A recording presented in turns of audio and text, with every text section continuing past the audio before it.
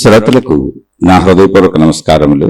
మన శ్రోతలలో ఒక సోదరి అడిగినటువంటి ప్రశ్న, మంచి వాళ్లకు చెడు జరిగిన, యాక్సిడెంట్లు లాంటివి జరిగిన, లేక ఇతర ఏ ఇబ్బందులు కలిగినా అవి గత జన్మల కర్మల ఫలములు అని అనుకోవాలా?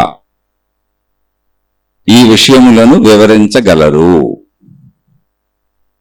సహజంగా ఆధ్యాత్మిక మార్గంలో ఒక మనిషి అనుభవించేటువంటి సుఖములు దుఃఖములు కర్మఫలములుగా వచ్చినవి అంటారు.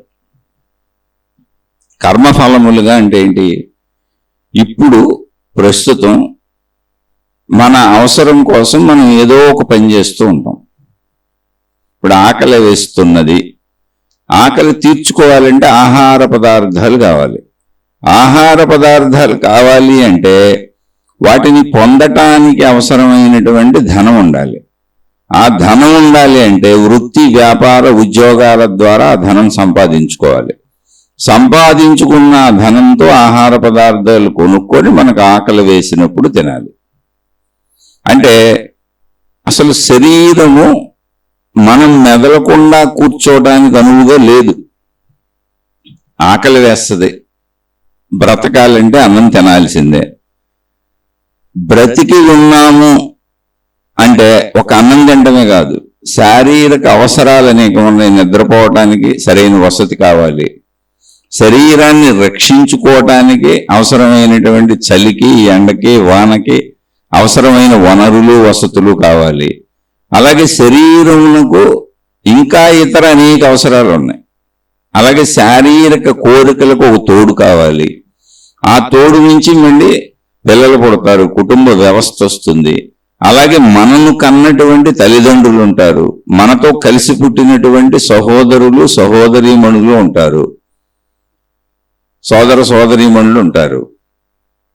ఇదంతా ఒక కుటుంబ వ్యవస్థ. ఇలా మనం దాన్ని ముందుకు పెట్టుకొని వెళ్తున్నాం మానవ జాతిగా. ఈ వ్యవస్థలో చాలా అవసరాలు ఉంటాయి మనిషికి. అంటే మనిషి అసలు బ్రతకటం అంటేనే అవసరం. గాలి పీల్చాలి, గాలి పీల్చుకు వదులుతూ ఉంటాం, గాలి దొరకపోతే చనిపోతాం.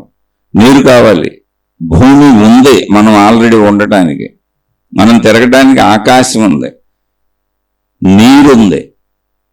సూర్యుని తేజస్సు లేకపోతే భూమి మీద మనం బతకలేం. అసలు ఆ ఉష్ణోగ్రత కావాలి, ఆ తేజస్సు కావాలి. అలా మన చుట్టూ సృష్టిలో ఎన్నో మనకు కావాలి. అవన్నీ మనకు తెలియకుండానే ఇక్కడ అమిరిపోయి ఉన్నాయి, మన చుట్టూ ఉన్నాయి.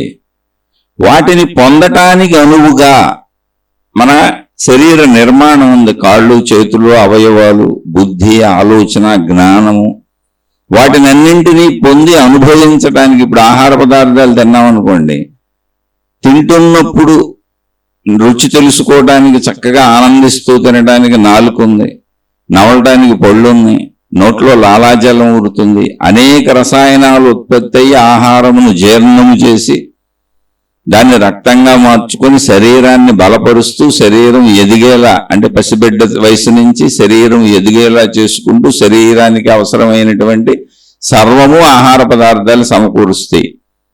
శరీరం అలా ఆహార పదార్థాల నుంచి శక్తిని తీసుకొని తనంతట తాను ఎదుగుతూ వెళుతూ ఉంటుంది. ఇదంతా కూడా ఒక చర్య ఆల్రెడీ సృష్టిలో తయారైపోయి ఉన్నది. దాని పేరు సృష్టి. ఇదంతా సృష్టిలో ఆల్రెడీ ఇమిడి ఉంది.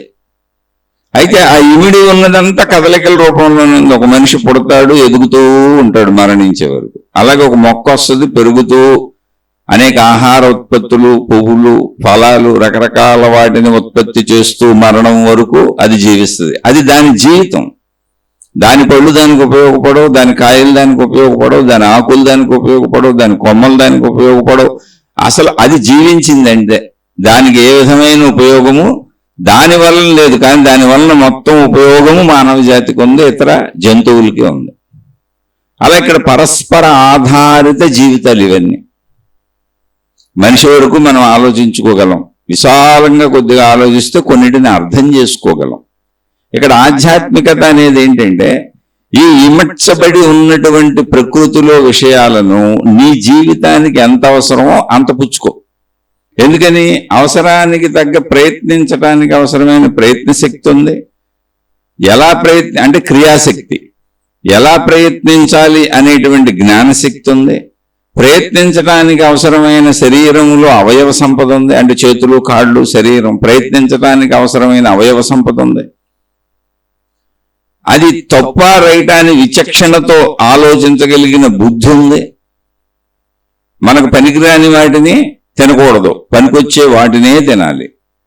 అలా పనికిరాని పనులు చేయకూడదు, పనికొచ్చే పనులే చేయాలి. ప్రమాదం తెచ్చుకునేవి చేయకూడదు, ప్రమాదం లేనివే చేయాలి. ఇలా బుద్ధి పనిచేస్తూ ఉంటుంది. ఇలా సర్వము ఉన్నాయి. చూడటానికి కళ్ళు ఉన్నాయి, వినటానికి చెవులు ఉన్నాయి, మాట్లాడటానికి గొంతు ఉంది, తినటానికి రుచులు తెలుసుకోవటానికి తినటానికి నాలుక ఉంది, నమలటానికి పళ్ళు ఉన్నాయి. ఇదంతా జీర్ణం లోపల దానంతటదే శరీరం చేసుకొని దాన్ని మార్చుకొని రక్తంగా, మాంసముగా, ఎముకలుగా, మజ్జగా, వీర్యముగా, రకరకాలుగా అదే మార్చుకుంటుంది. మొత్తం పంచేంద్రియాల అనుభవాలు అనుభవించడానికి శరీరంలో 5 రకముల అనుభవాలు పొందటానికి ఇంద్రియములు ఉన్నాయి, అంటే పనిముట్లు ఉన్నాయి. ఇవన్నీ ఏంటి అసలు మనం తెచ్చుకున్నామా? ఇవన్నీ ఇవ్వబడినవి.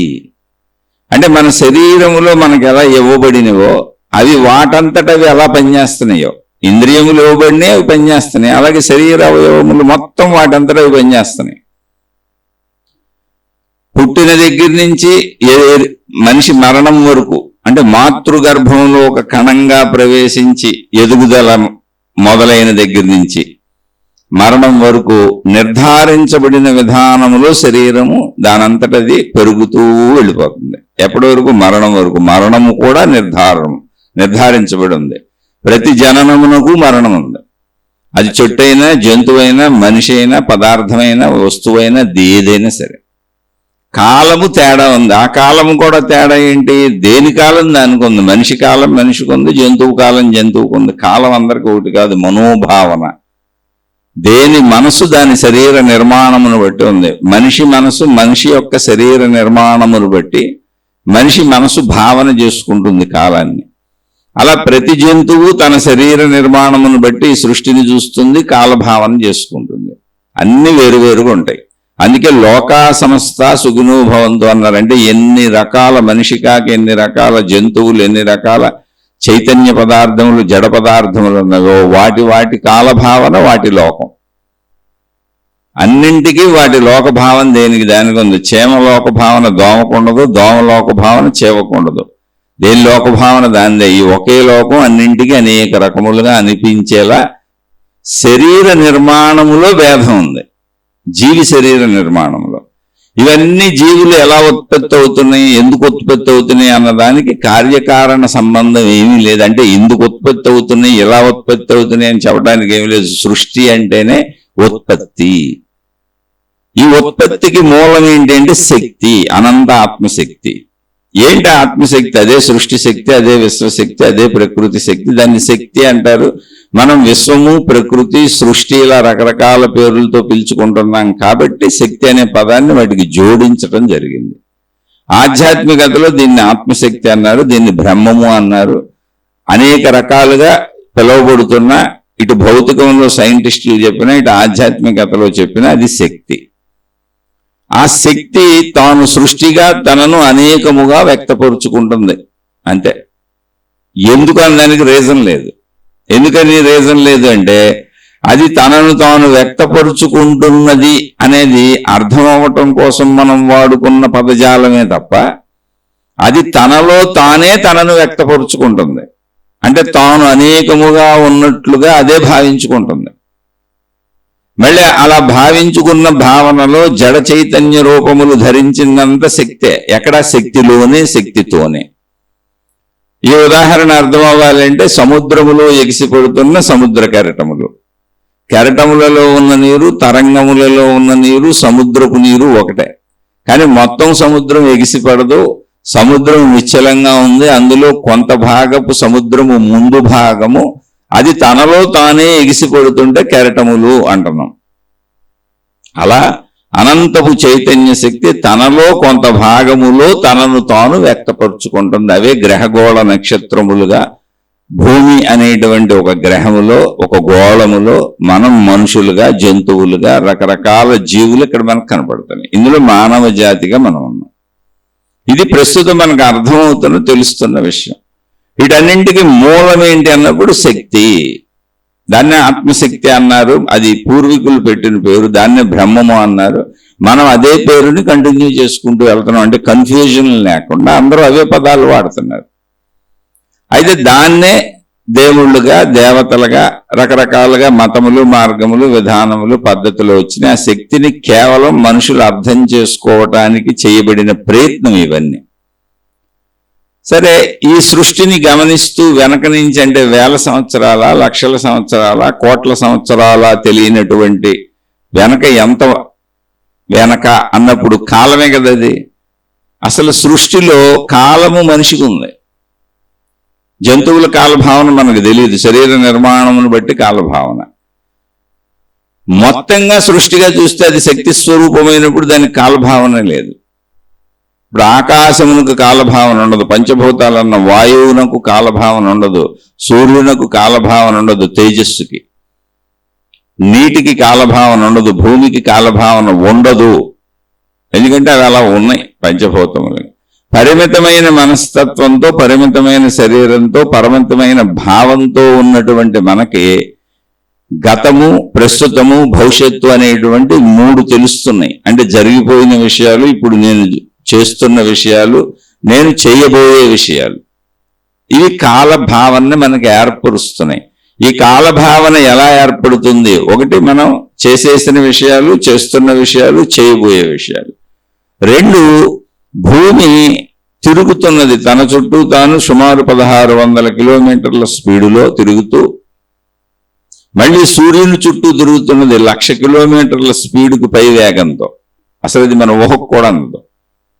అంత వేగంతో తిరిగే భూమిలో మనం అసలు ఏమాత్రం చలనం లేనంటి స్థితిలో స్థిరంగా కూర్చున్నాం, ఇల్లు కట్టుకుంటున్నాం, వృత్తి వ్యాపార ఉద్యోగాలు చేసుకుంటున్నాం, బ్రతుకుతున్నాం. మానవ జాతి నడుస్తుంది, వృక్ష జాతి నడుస్తుంది, జంతు జాతి నడుస్తుంది. అనంతంగా సృష్టి సాగుతూనే ఉంది. అనంతకాలం నుంచి సాగుతుంది, మళ్ళీ అనంతకాలం సాగుతూనే ఉంటుంది. కాలభావన ఎందుకు వచ్చిందంటే, భూమి తిరుగుతున్నప్పుడు, అది సూర్యుడి చుట్టూ తిరుగుతున్నప్పుడు భూమి గుండ్రముగా ఉండటం వలన, గుండ్రముగా ఉన్న ఏ వస్తువుకైనా సూర్యుని వెలుగు, సూర్యుడు అంటేనే మండుతున్న అగ్నిగోళము, అగ్నిగోళపు వెలుగు దగ్గరగా ఉన్న భూమిపై పడుతుంది. పడుతున్నప్పుడు అది గుండ్రముగా ఉన్నది, తిరుగుతున్నది. కనుక అది గుండ్రముగా ఉన్నప్పుడు సూర్యుడి వెలుగు ఏ భాగంపై పడుతుందో ఆ భాగము నిండా వెలుగు ఉన్నది. దాని వెనుక భాగమునకు వెలుగు ప్రసరించదు, అది చీకటిగా ఉంది. ఆ చీకటిని రాత్రి అన్నాం, వెలుగుపడిన భాగాన్ని పగలన్నాం. అయితే అది స్థిరంగా ఉందంటే లేదు, భూమి తిరుగుతుంది. తన చుట్టూ తాను గంటకు 1600 కిలోమీటర్ల స్పీడ్లో తిరుగుతుంది. అంటే అది అలా తిరుగుతున్నప్పుడు ఆ తిరుగుతున్నటువంటి దశ మనకు తెలియదు కనుక మనకి సూర్యోదయము, సూర్యాస్తమయములా సూర్యుడు నిరంతరము కదులుతున్నట్లు మనకు అనిపిస్తుంది. కానీ కదులుతుంది భూమి, మనం కదులుతున్నాం. భూమిలో ఉన్న మనం, సూర్యుడు స్థిరంగా ఉన్నాడు. అలా తిరుగుతూ వెనక వైపు, అంటే గోళములో బంతిలాగా ఉన్నటువంటి గోళాకృతిలో, అండాకృతిలో ఉన్నటువంటి బంతిల అండములా ఉన్నటువంటి భూమి వెనక వైపు చీకటన్నం కదా, వెలుగుపడిన వైపు తిరుగుతున్నప్పుడు వెనక వైపు ముందుకు వెళ్తుంది, మళ్ళీ ముందు వైపు వెనక్కి వస్తుంది. అలా కంటిన్యూటీ ఆగకుండా జరుగుతూనే ఉంది, అసలు ఎక్కడ ఆగలేదు అది. అందుకే మనకి సూర్యోదయ, సూర్యాస్తమయాలు, సంధ్యా సమయాలు అన్నీ మనకు తెలుస్తూనే ఉంటాయి, నిరంతరం జరుగుతూనే ఉంటాయి. దాని వలన కూడా మనం కాలాన్ని ఏర్పాటు చేసుకున్నాం. పగలు రాత్రి పెట్టుకొని పగలుని మనమే సెకండ్లుగా, నిమిషములుగా, గంటలుగా విభజించుకుంటూ వెళ్ళాం. అలా రాత్రిని కూడా విభజించుకున్నాం. ఇంచుమించు రెండు కొద్ది కాల మార్పుల్లో కొంచెం తేడాలు తప్ప రెండు సమానమైనటువంటి స్థితుల్లో ఉన్నాయి. అలా భూమి ఒకసారి తన చుట్టూ తాను తిరగడానికి మనం ఏర్పాటు చేసుకున్న, మానవ జాతి ఏర్పాటు చేసుకున్నటువంటి మానవుడి సమయం మాత్రమే. మానవుడు ఏర్పాటు చేసుకున్న సమయము 24 గంటల కాలం పడుతున్నది. కొద్ది నిమిషములు అటు ఇటుగా ఉండొచ్చు, ఉదాహరణకు చెబుతున్నా. అలా కాల భావన అలా వచ్చింది గమనము వలన, భూగమనము వలన. అలాగే మనిషి గమనము వలన. మనిషి కూడా కదులుతున్నాడు. కదులుతున్నప్పుడు ఇందాక కదిలాను, ఇప్పుడు కదులుతున్నాను, కాసేపు కదులుతాను. ఇందాక కదిలింది గతము, ఇప్పుడు కదులుతున్నది వర్తమానము, తర్వాత కదులుతాను అనే భావన భవిష్యత్తు. భూత భవిష్యత్ వర్తమాన కాలములు వచ్చినాయి మనకి.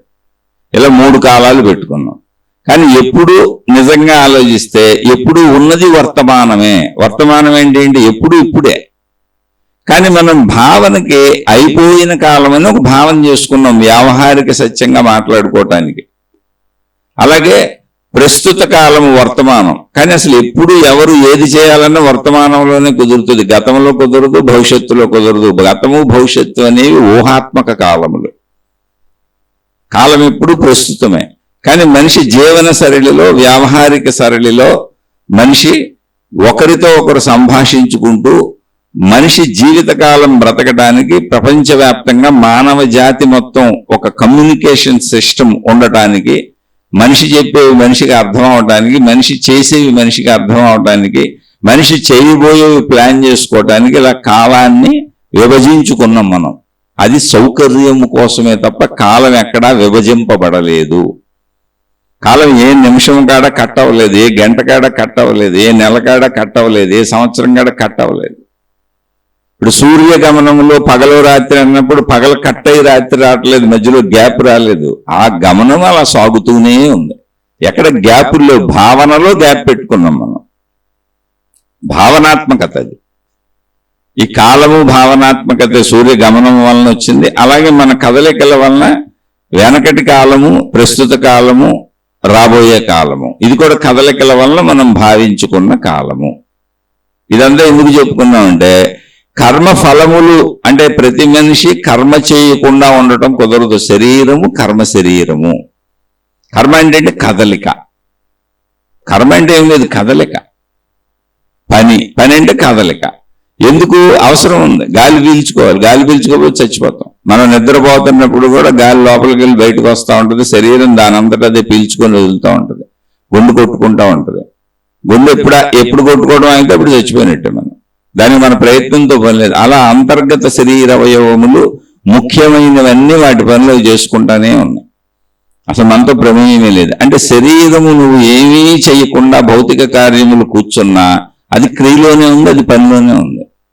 అలాగే ఏమీ చేయకుండా కూర్చుంటాను, ఓకే పోని, నువ్వు ఆహారం తినాల్సిందే, నీకు ఆకలేస్తుంది, నీరు తాగాల్సిందే, దాహం వేస్తుంది, నిద్రపోవాల్సిందే, నిద్ర వస్తుంది, మలమూత్ర విసర్జనలు చేయవలసిందే.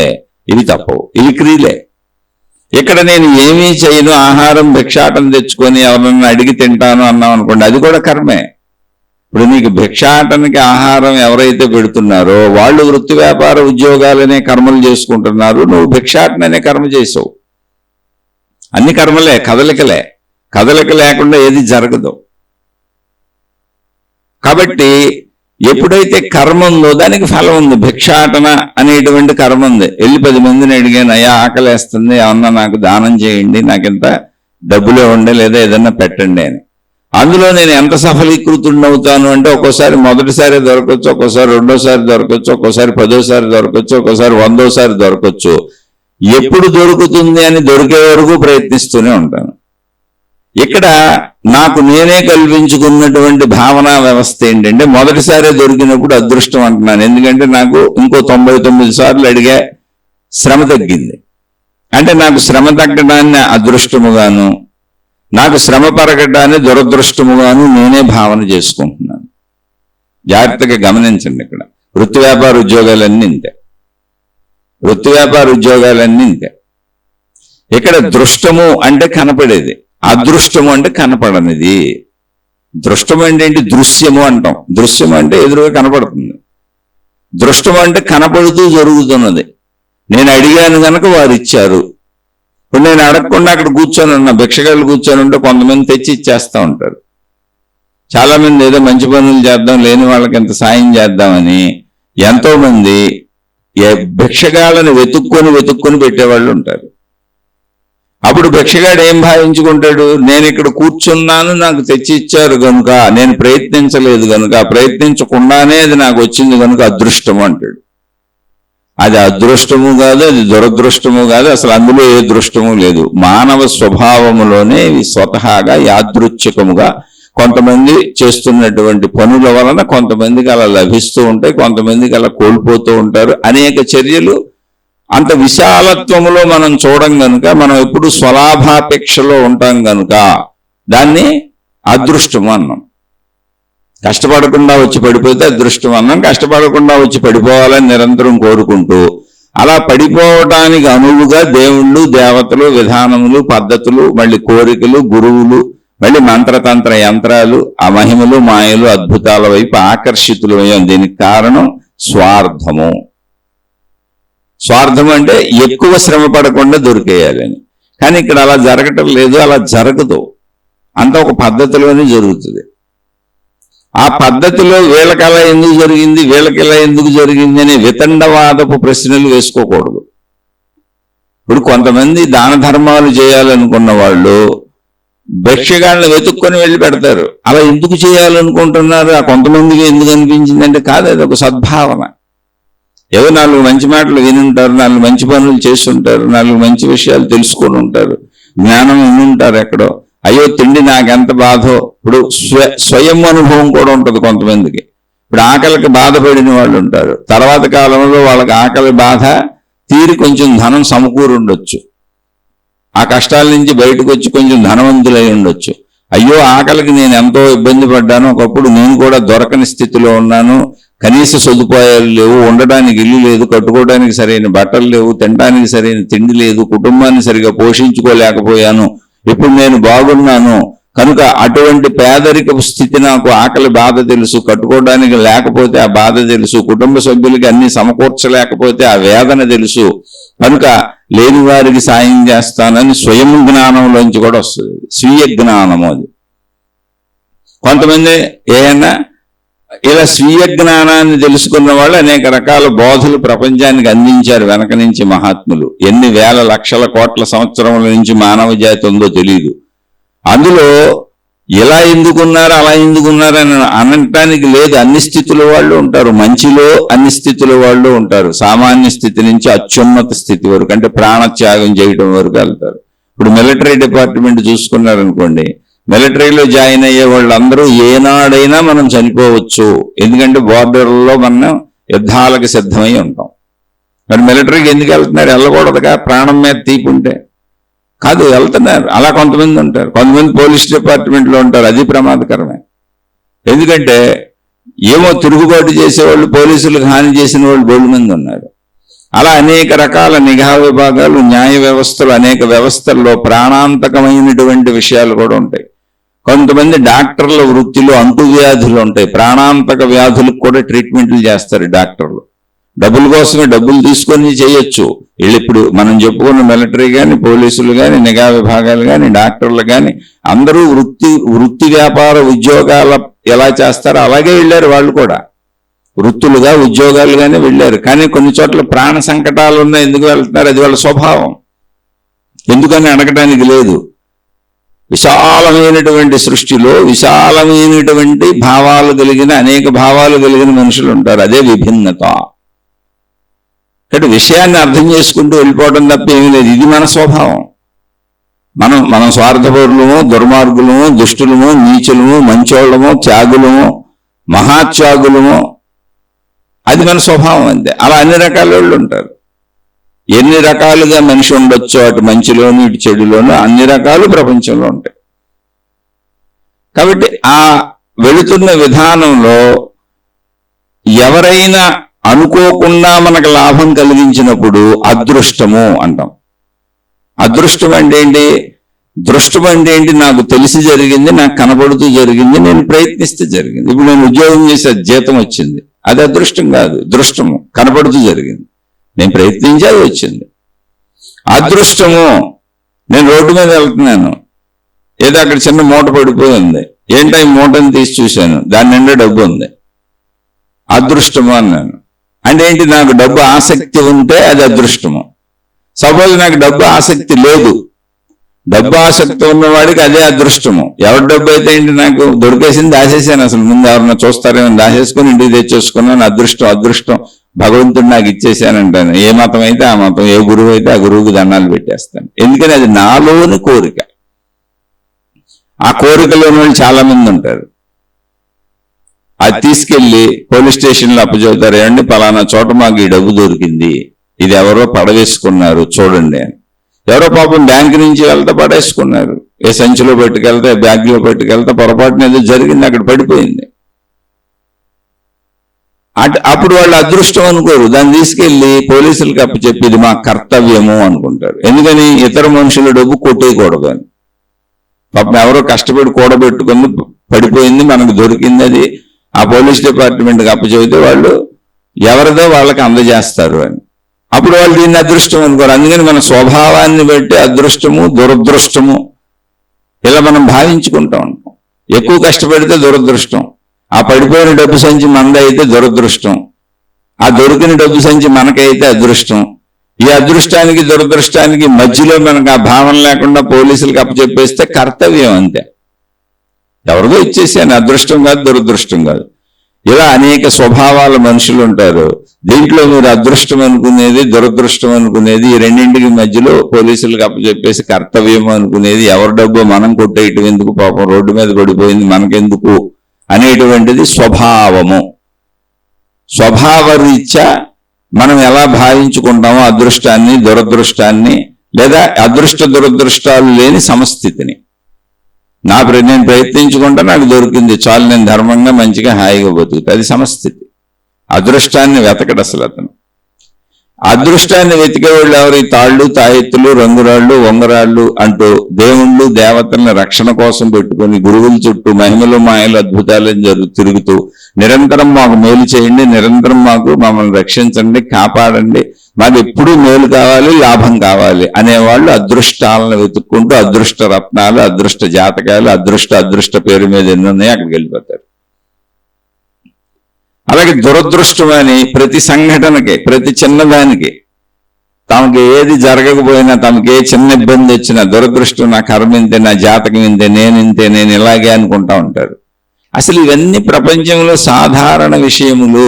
అదృష్టము లేదు, దురదృష్టము లేదు, సాధారణ విషయం అది. ఎందుకంటే ప్రపంచము ప్రకృతి అనేది చాలా విశాలతలో ఉంది.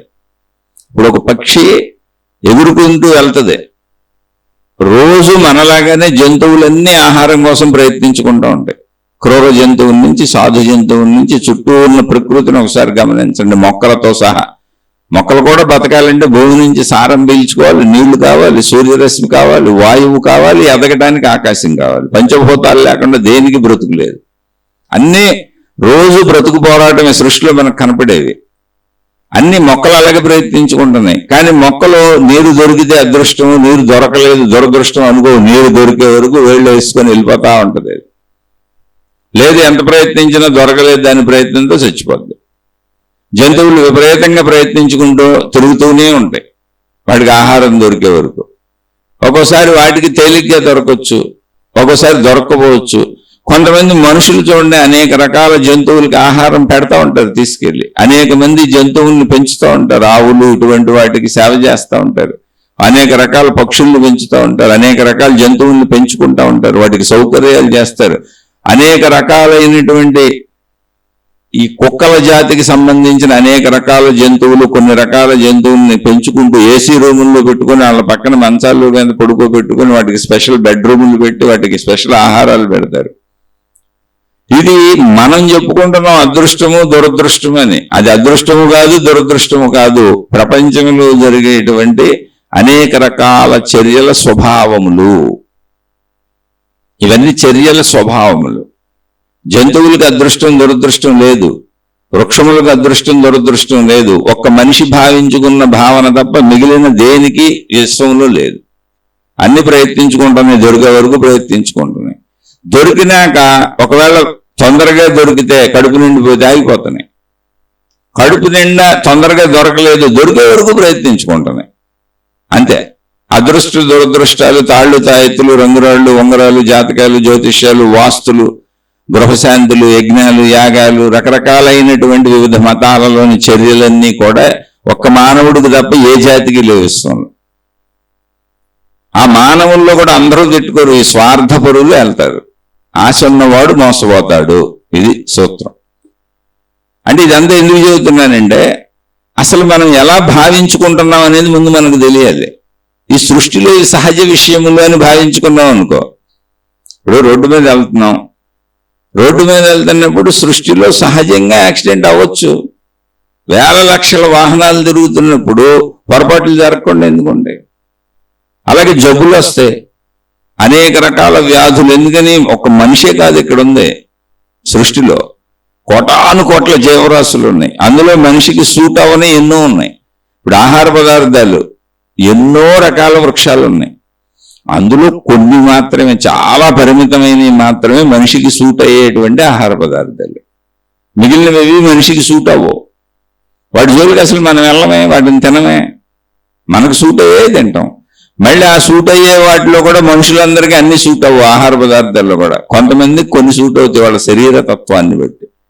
వాటిని చూసుకొని జాగ్రత్తగా తింటాం. అంటే ఎప్పుడూ ఇలా జాగ్రత్తగా ఉండాల్సిందే. నువ్వు ఆ జాగ్రత్తతో ఎరుకుతో జీవించాల్సిందే.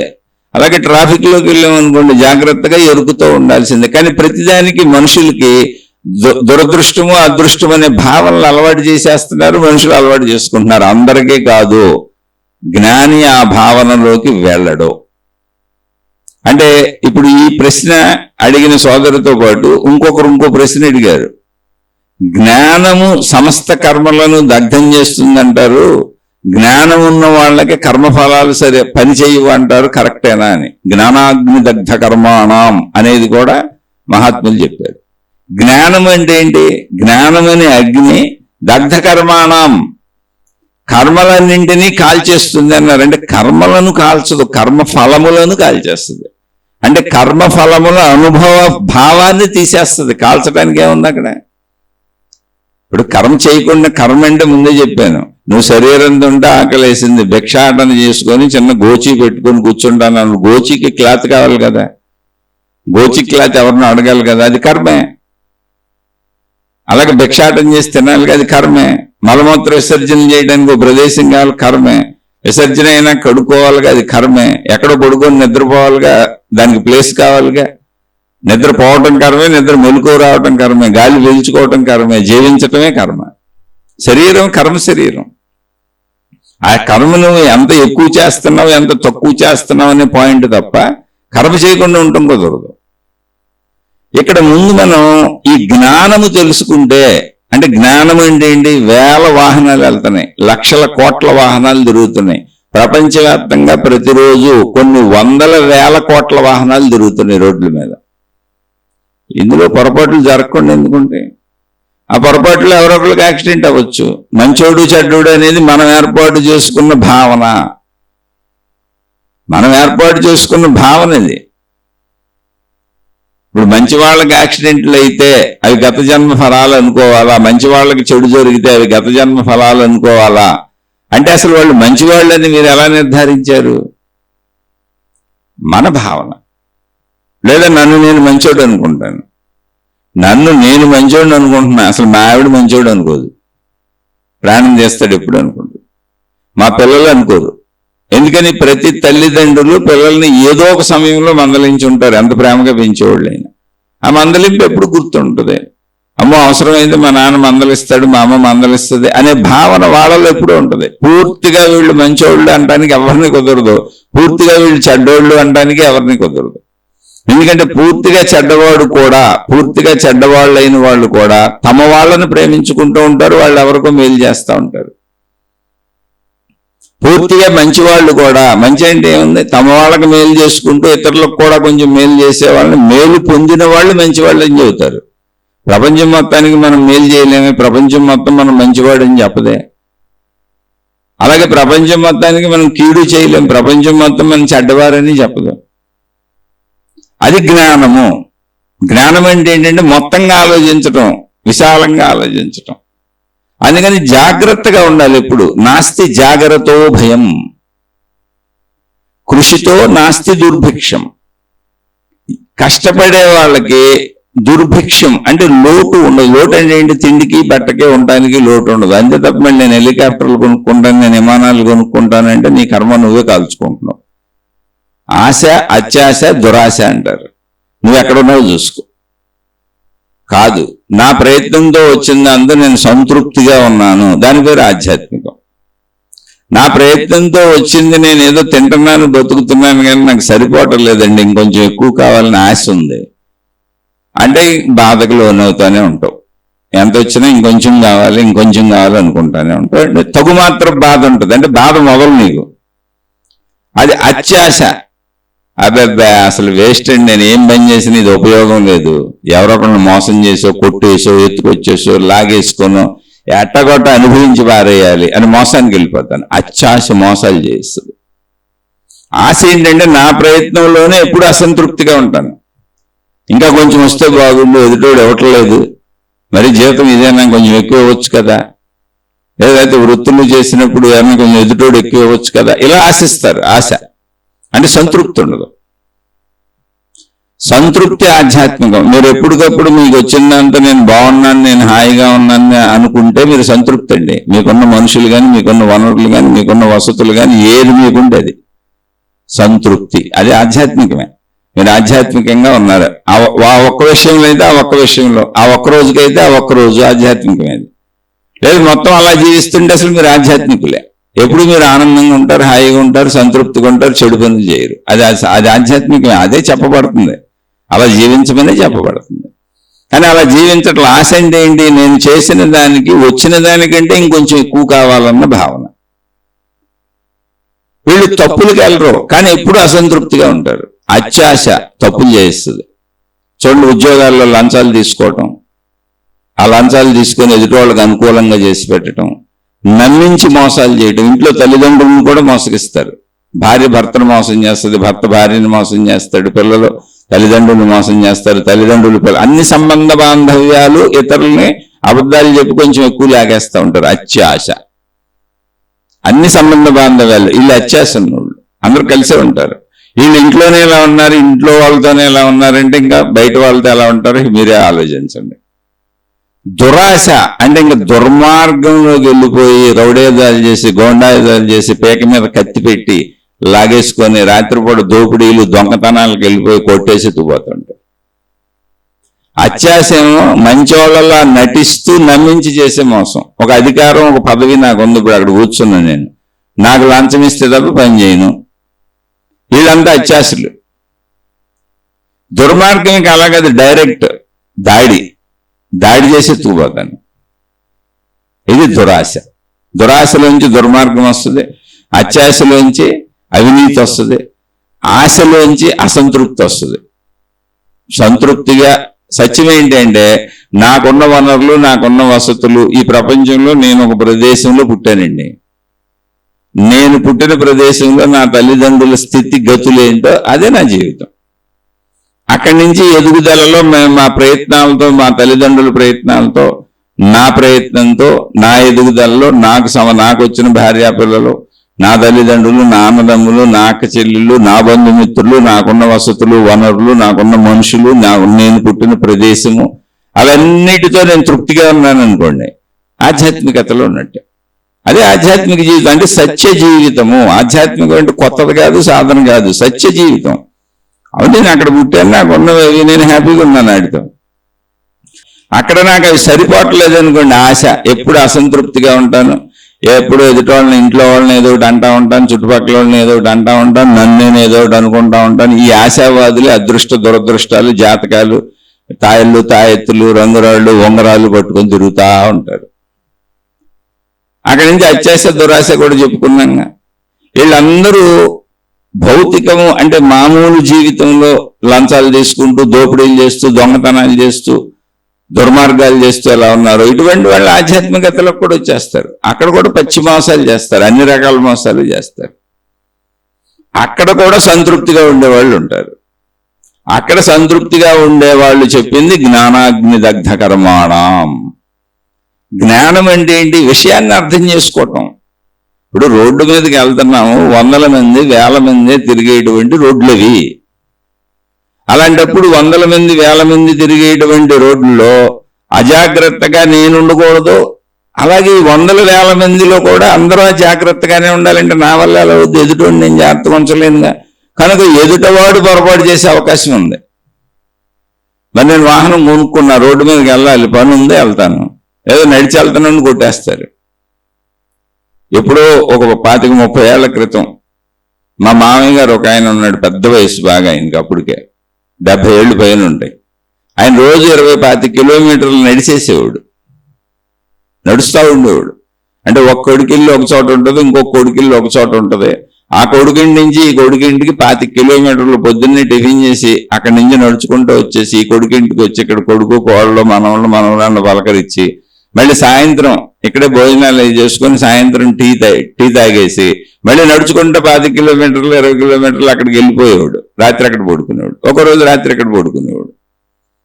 ఆయన జీవితం 75 ఏళ్ళు అలాగే గడిచింది, నడుస్తూనే ఉన్నాడు ఆయన. చిన్నప్పటి నుంచి కష్టజీవులు వాళ్ళు, వ్యవసాయ పనులు చేసిన వాళ్ళు. పెద్ద అయినాక పిల్లలు ఎందుకు నాన్న హాయిగా ఉండన్నారు, అందరూ చాలా మంది కొడుకులు ఉన్నారు ఆయనకి, అంతా చుట్టుపక్కలే ఉంటారు, నలుగురేళ్లకే తిరుగుతూ ఉంటాడు. ఇంచుమించు అందరూ 10-20 కిలోమీటర్ల లోపలే ఉన్నాయి ఇళ్ళన్నీ.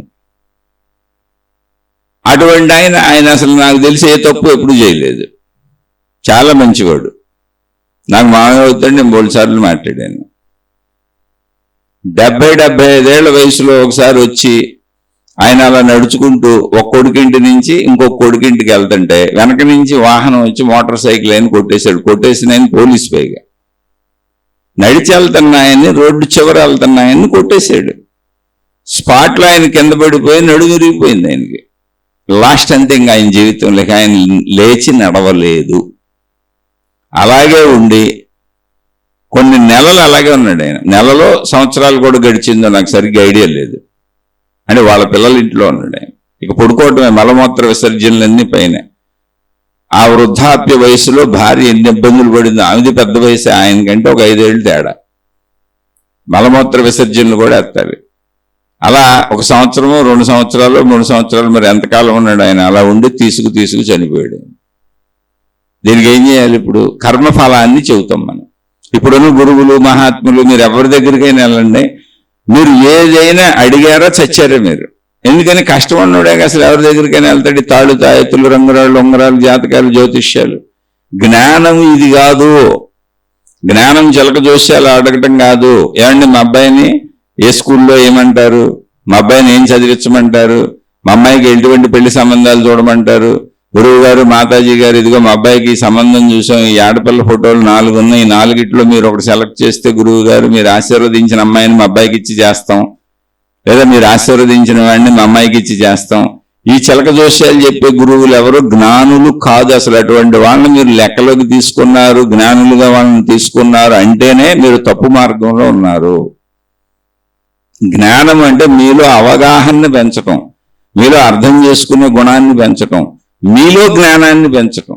అంతే తప్ప మీకు భూత భవిష్యత్ వర్తమాన కాలాలు చెప్పేసి మీరు అయి చేయండి, ఈ చేయండి, ఈ ఉద్యోగానికి వెళ్ళండి, ఈ చదువుకి వెళ్ళండి, మీ జీవితాలు మేము తీర్చిదిద్దేస్తాం, మీ జీవితాలకు గైడెన్స్ ఇచ్చేస్తాం, మీ భార్యతో ఎలా కాపురం చేయాలో చెబుతాం, మీ భర్తతో ఎలా కాపురం చేయాలో చెబుతాం, మీ పిల్లల్ని ఏం చదివించాలో చెబుతాం, మీ పిల్లల్ని ఎలా మీరు ప్రేమించాలో, ఎంత ప్రేమించాలో, ఎంత ప్రేమించకూడదో చెబుతాం, మొత్తం మీరు ఎలా జీవించాలో మొదటి నుంచి చివరి వరకు మేము పుస్తకాలు రాసి ఇచ్చేస్తాం. మీరు మమ్మల్ని కన్సల్ట్ చేసి ఫీజులు చెల్లిస్తా ఉంటే వాటికి దక్షిణలని డొనేషన్లని పేర్లు పెడితే చాలు, మేము చెప్పిన సేవలన్నీ చేస్తా ఉంటే ఇటువంటి వాళ్ళందరూ కూడా వ్యాపారస్తులు. దేవుడి పేరు మీద వ్యాపారాలు చేసుకుంటున్నారు. మీ పిల్లడి గురించి వాళ్ళకెందుకు తెలుస్తుంది, మీ పిల్లం గురించి వాళ్ళకెందుకు తెలుస్తుంది, మీ మొగుడు గురించి వాళ్ళకెందుకు తెలుస్తుంది, మీ కాపురం గురించి వాళ్ళకెందుకు తెలుస్తుంది? అసలు ఎవరికి ఏమి తెలియదు. ఇక్కడ ప్రపంచంలో తెలుసు అని చెబుతున్నవాడు మోసగాడు. ఎవరి భవిష్యత్తు ఎవరికి తెలియదు, ఎవరి గురించి ఎవరికి తెలియదు. సృష్టి అటువంటి ఏర్పాటే చేయలేదు. సృష్టి చేయనటువంటి ఏర్పాటుని మాకు తెలుసు అని చెబుతున్న వాళ్ళందరూ మోసగాళ్ళు, మోసగత్తెలు. సృష్టి ఒకవేళ ఏర్పాటు చేస్తే సృష్టి కళ్ళు పెట్టింది, అందరికీ కళ్ళు కనపడతాయి. సృష్టి చెవులు పెట్టింది, అందరికీ చెవులు కనపడతాయి. ఒకవేళ సృష్టి తీసేయాలనుకుందనుకో కళ్ళు కనపడవు, కళ్ళే ఉండవు. పుట్టుకతో గుడ్డువారు, పుట్టుకతో మోగవారు, పుట్టుకతో చెమిటివారు. అది సృష్టిలో జరిగింది అవయవ లోపం. కానీ ఇక్కడ సృష్టిలో విధానాలు ఉన్నాయి. అందరికీ చెట్టు చెట్టే, అందరికీ పుట్ట పుట్టే, అందరికీ గుట్ట గుట్టే, అందరికీ సూర్యుడు సూర్యుడే, అందరికీ చంద్రుడు చంద్రుడే. మానవ జాతి మొత్తానికి సిస్టమ్ ఒకటే. కానీ తెలిసినట్టు నటిస్తూ మేము చెబుతాము మాకన్నీ తెలుసు అన్న వాళ్ళని నమ్మిన వాళ్ళందరూ కూడా ఆశ, అత్యాశ, దురాశ ఉండి ఇటువంటి వాళ్ళ పంచన చేరితే, అలా మిమ్మల్ని మోసం చేస్తున్న వాళ్ళు కూడా అత్యాశ, దురాశ పరులు వాళ్ళు దేవుడి పేరు మీద దోపిడీలు చేస్తున్నారు మేము దగ్గర. ఇంక మేము నమ్ముతామంటే దొంగలు ఊళ్ళు పంచుకుంటామంటే మనకు వచ్చిన నష్టమే ఉంది. కానీ సత్యం ఇది. జ్ఞానాగ్ని దగ్ధ కర్మాణం అంటే ఏంటి అంటే, జ్ఞానం అనేటువంటి అగ్నిని సమస్త కర్మలను దగ్ధము చేస్తుంది. అంటే ఏంటి? ఆ కర్మల యొక్క తీరు తెన్నులు నీకు అర్థమయ్యేలా అవగాహన తీసుకొస్తారు జ్ఞానంతో. నీలో జ్ఞానం పెరుగుతుంది, నీలో ఆలోచన శక్తి పెరుగుతుంది, నీలో అవగాహన శక్తి పెరుగుతుంది, నీలో అర్థం చేసుకునే గుణం పెరుగుతుంది, నీలో సృష్టితత్వం సహజతత్వంగా గమనించే తత్వం పెరుగుతుంది. ఇంకా అలా చెప్పుకుంటూ వెళ్తే మానవ జాతిగా మనం బ్రతుకుతున్నాం, శరీర భావనతో బతుకుతున్నాం. నువ్వు శరీరానివి కాదు శక్తి అనే భావన వరకు నీ జ్ఞానం వెళ్తుంది. అనంత ఆత్మశక్తిని నేనే అని యావత్ విశ్వము ఏకత్వ భావనతో నువ్వు అందులో ఇమిడిపోయేలా, సముద్రంలో పడిన నీటి బొట్టు సముద్రంలో కలిసిపోయినట్టుగా. ఇప్పుడు అది సముద్రమే అయిపోయిందా అంటే సముద్రం అయిపోయింది అనొచ్చు. నీటి బొట్టు ఉందా? లేదు. ఇప్పుడు ఇది సముద్రం అయిందా? ఇంతకుముందు సముద్రం లేదా అక్కడ అంటే సముద్రం ఉందా? నీటి బొట్టు వచ్చి అందులో పడింది. కాబట్టి అక్కడ అభేద తత్వాన్ని మనం చెప్పలేం. అందుకని నేనన్న భావనే ఉండదు అసలు. అక్కడ ఓన్లీ సముద్రం అంతే, నేననే భావన లేదు. అటువంటి ఏకత్వ స్థితిని పొందుతాం. అక్కడ దాకా వెళ్ళొచ్చు. అంత జ్ఞానాన్ని పెంచుతారు. అంత జ్ఞానంకి వెళ్ళినప్పుడు దాన్ని మోక్షం అన్నారు. సమస్త కర్మలు దగ్ధమైపోయినాయి అన్నారు. అంటే శరీర భావన నశించిపోయింది. అందుకే వాళ్ళు చిన్న గోచి పెట్టుకొని ఇంత భిక్షాన్నంతో ఎక్కడో చోట చెట్టు కిందో పుట్ట కిందో నిద్రపోతారు. అంతవరకు మాత్రమే శరీర భావన ఉంది, ఉంచుకున్నారు. మిగిలిందంతా ఆశ, అత్యాశ, దురాశ, కోరికలకు సంబంధించిందంతా నశించిపోయింది. అది జ్ఞానాగ్ని దగ్ధ కర్మాణం. జ్ఞానము వలన మనిషి ఎప్పుడూ చెడు కర్మలు చేయడు, చెడు ఫలితములు రావు. మనిషి చెడు కర్మలు చేస్తే చెడు ఫలితములు వస్తాయి. అంటే మంచి వాళ్లకు కూడా చెడు జరుగుతుందా అంటే అసలు చెడు జరగటం అనేటువంటి కర్మ సిద్ధాంతాన్ని చెప్పింది ఏదో వచ్చి మీద పడిపోద్దని కాదు. కర్మ అనేది ముందు ప్రాథమికం. ఎవరైనా ఫస్ట్ కర్మ చేయాలి. కర్మ చేస్తే వచ్చే ఫలితము కర్మ సిద్ధాంతము. అది కర్మ చేయకుండా ఫలము రాదు. అది చెప్పేది ఇక్కడ. కర్మ చేస్తేనే ఫలం వస్తుంది, కర్మ చేయకుండా ఫలము రాదు. అందుకని కర్మ చేయటం అంటే ఏంటి? ప్రతి మనిషి ఏదో ఒకటి ముందు చేయాలి బ్రతకడానికి. ఖచ్చితంగా బ్రతకాలంటే కర్మ చేయాల్సిందే. ఇప్పుడు నువ్వు కర్మ చేసినప్పుడు నువ్వు చేసిన కర్మను బట్టి ఫలము వస్తుంది. అది అక్కడ చెప్పబడేది. అయితే అది నువ్వు కర్మ చేస్తూ నువ్వు ఎక్కువ ఫలితాన్ని ఆశించవచ్చు. అది నీ ఆశాలోపం తప్ప కర్మకు తగ్గ ఫలం వస్తుంది. ఆ తగ్గ అన్నది ఎవరు నిర్ణయించలేరు ఇక్కడ. అది తగినంత అన్నది ఎవరు నిర్ణయించలేరు. ఎందుకని? ఏది తగినంత తెలీదు. ఎలా నిర్ణయిస్తాం? నిర్ణయాత్మక స్థితిలో చూడండి. ఇప్పుడు ఒక రిక్షా తొక్కి ఎవరినో ఎక్కించుకుని ఒక గంట సేపు రిక్షా తొక్కాడు. ఆయన కర్మఫలంగా వాళ్ళు దిగుతూ ఒక 50 రూపాయలు ఇచ్చారు. అదే గంట సమయంలో ఆటోలో ఎక్కించుకొని తీసుకెళ్ళి అదే గంట సమయంలో 500 సంపాదించాడు. కానీ తేడా ఉంది అక్కడ. ఆయన ఆటోకు పెట్టుబడి పెట్టాడు, ఆటోకు డీజిల్ కొట్టించాడు, ఆటో డ్రైవింగ్ నేర్చుకున్నాడు. అక్కడ కర్మ మారింది. అతను ఎక్కువ కర్మ చేశాడు, డ్రైవింగ్ నేర్చుకున్నాడు, ఆటో కొనుక్కోవడానికి డబ్బులు సంపాదించుకున్నాడు, ఆటో కొనుక్కున్నాడు. అవన్నీ పరిగణలోకి తీసుకోవాలి. ఎంత జ్ఞానం పెంచుకోవాలి నువ్వు. అలా జ్ఞానం పెంచుకోవాలి. అదే సమయంలో ట్యాక్సీ ఆయనకి అంతకంటే ఎక్కువ డబ్బు వస్తుంది. అదే సమయంలో హెలికాప్టర్ ఆయనకి అంతకంటే ఎక్కువ డబ్బు వస్తుంది. అదే సమయంలో విమానం ఆయనకి అంతకంటే ఎక్కువ డబ్బు వస్తుంది. వీళ్ళు అయితే అవన్నీ సమకూర్చుకోవటానికి, అవన్నీ నేర్చుకోవటానికి వాళ్ళు పడిన శ్రమ ఉంది. అడిగి శ్రమను బట్టి మళ్ళీ కర్మఫలం మారింది. అంటే కర్మఫలములు ముందు కర్మ నువ్వు చేయాలి. ఆ శ్రమ అనేది ఉందిగా. అందుకని కర్మకు ఫలం ఏంటి అంటే నువ్వు ఎంత కర్మ చేసావో అంత ఫలమే వస్తుంది. కాబట్టి అక్కడ జ్ఞానం నీకు తెలియాలి. జ్ఞానం అంటే ఏంటి? ఏ స్థితిలో నువ్వు ఏ కర్మ చేస్తున్నావు ఆ ఫలం వస్తుంది. వచ్చిన ఫలంతో సంతృప్తిగా ఉండగలవా అంటే నీది ఆధ్యాత్మిక జీవితం. అలాగే నీకు ఎవరు మనుషులు దొరికారు. నీకు భార్య వచ్చింది, భర్త వచ్చాడు, పిల్లలు పుట్టారు. మనం ఊహించలేం. మగపిల్లడు అనుకుంటే ఆడపిల్ల పుట్టింది, ఆడపిల్ల అనుకుంటే మగపిల్లడు పుట్టాడు. నలుపు అనుకుంటే తెలుపుగా పుట్టారు, తెలుపు అనుకుంటే నలుపుగా పుట్టారు. పొట్టు అనుకుంటే పొడుగయ్యారు, పొడుగు అనుకుంటే పొట్టయ్యారు. వాళ్ళతో సంతృప్తిగా ఉన్నావా? ఆధ్యాత్మికమే.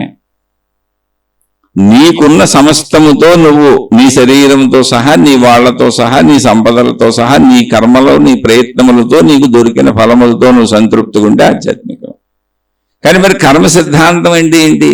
ఎవరో దేవుడు కూర్చొని ఎక్కడో పైన ఒక పుస్తకం పెట్టుకొని ఆ పుస్తకంలో చిట్టా రాస్తూ ప్రతివాడి కర్మను రాసుకుంటూ మళ్ళీ తిరిగి వీడి చేసేది వీడికి ఇది ఇవ్వాలి అనేటువంటి భావనతో సాగుతుంది అనుకుంటున్నారా?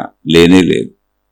విశాల విశ్వం దానంతటది నడుస్తుంది. ఎందుకని? దానంతటది నడవటమే ఆత్మశక్తి యొక్క లక్షణము. సర్వము ఉన్నదంటే ఆత్మశక్తే. దానికి ప్రచోదక శక్తి ఏమీ లేదు. ప్రచోదక శక్తి ఆత్మశక్తే సర్వమునకు. తనకు తానే ప్రచోదక శక్తి ఆత్మశక్తి.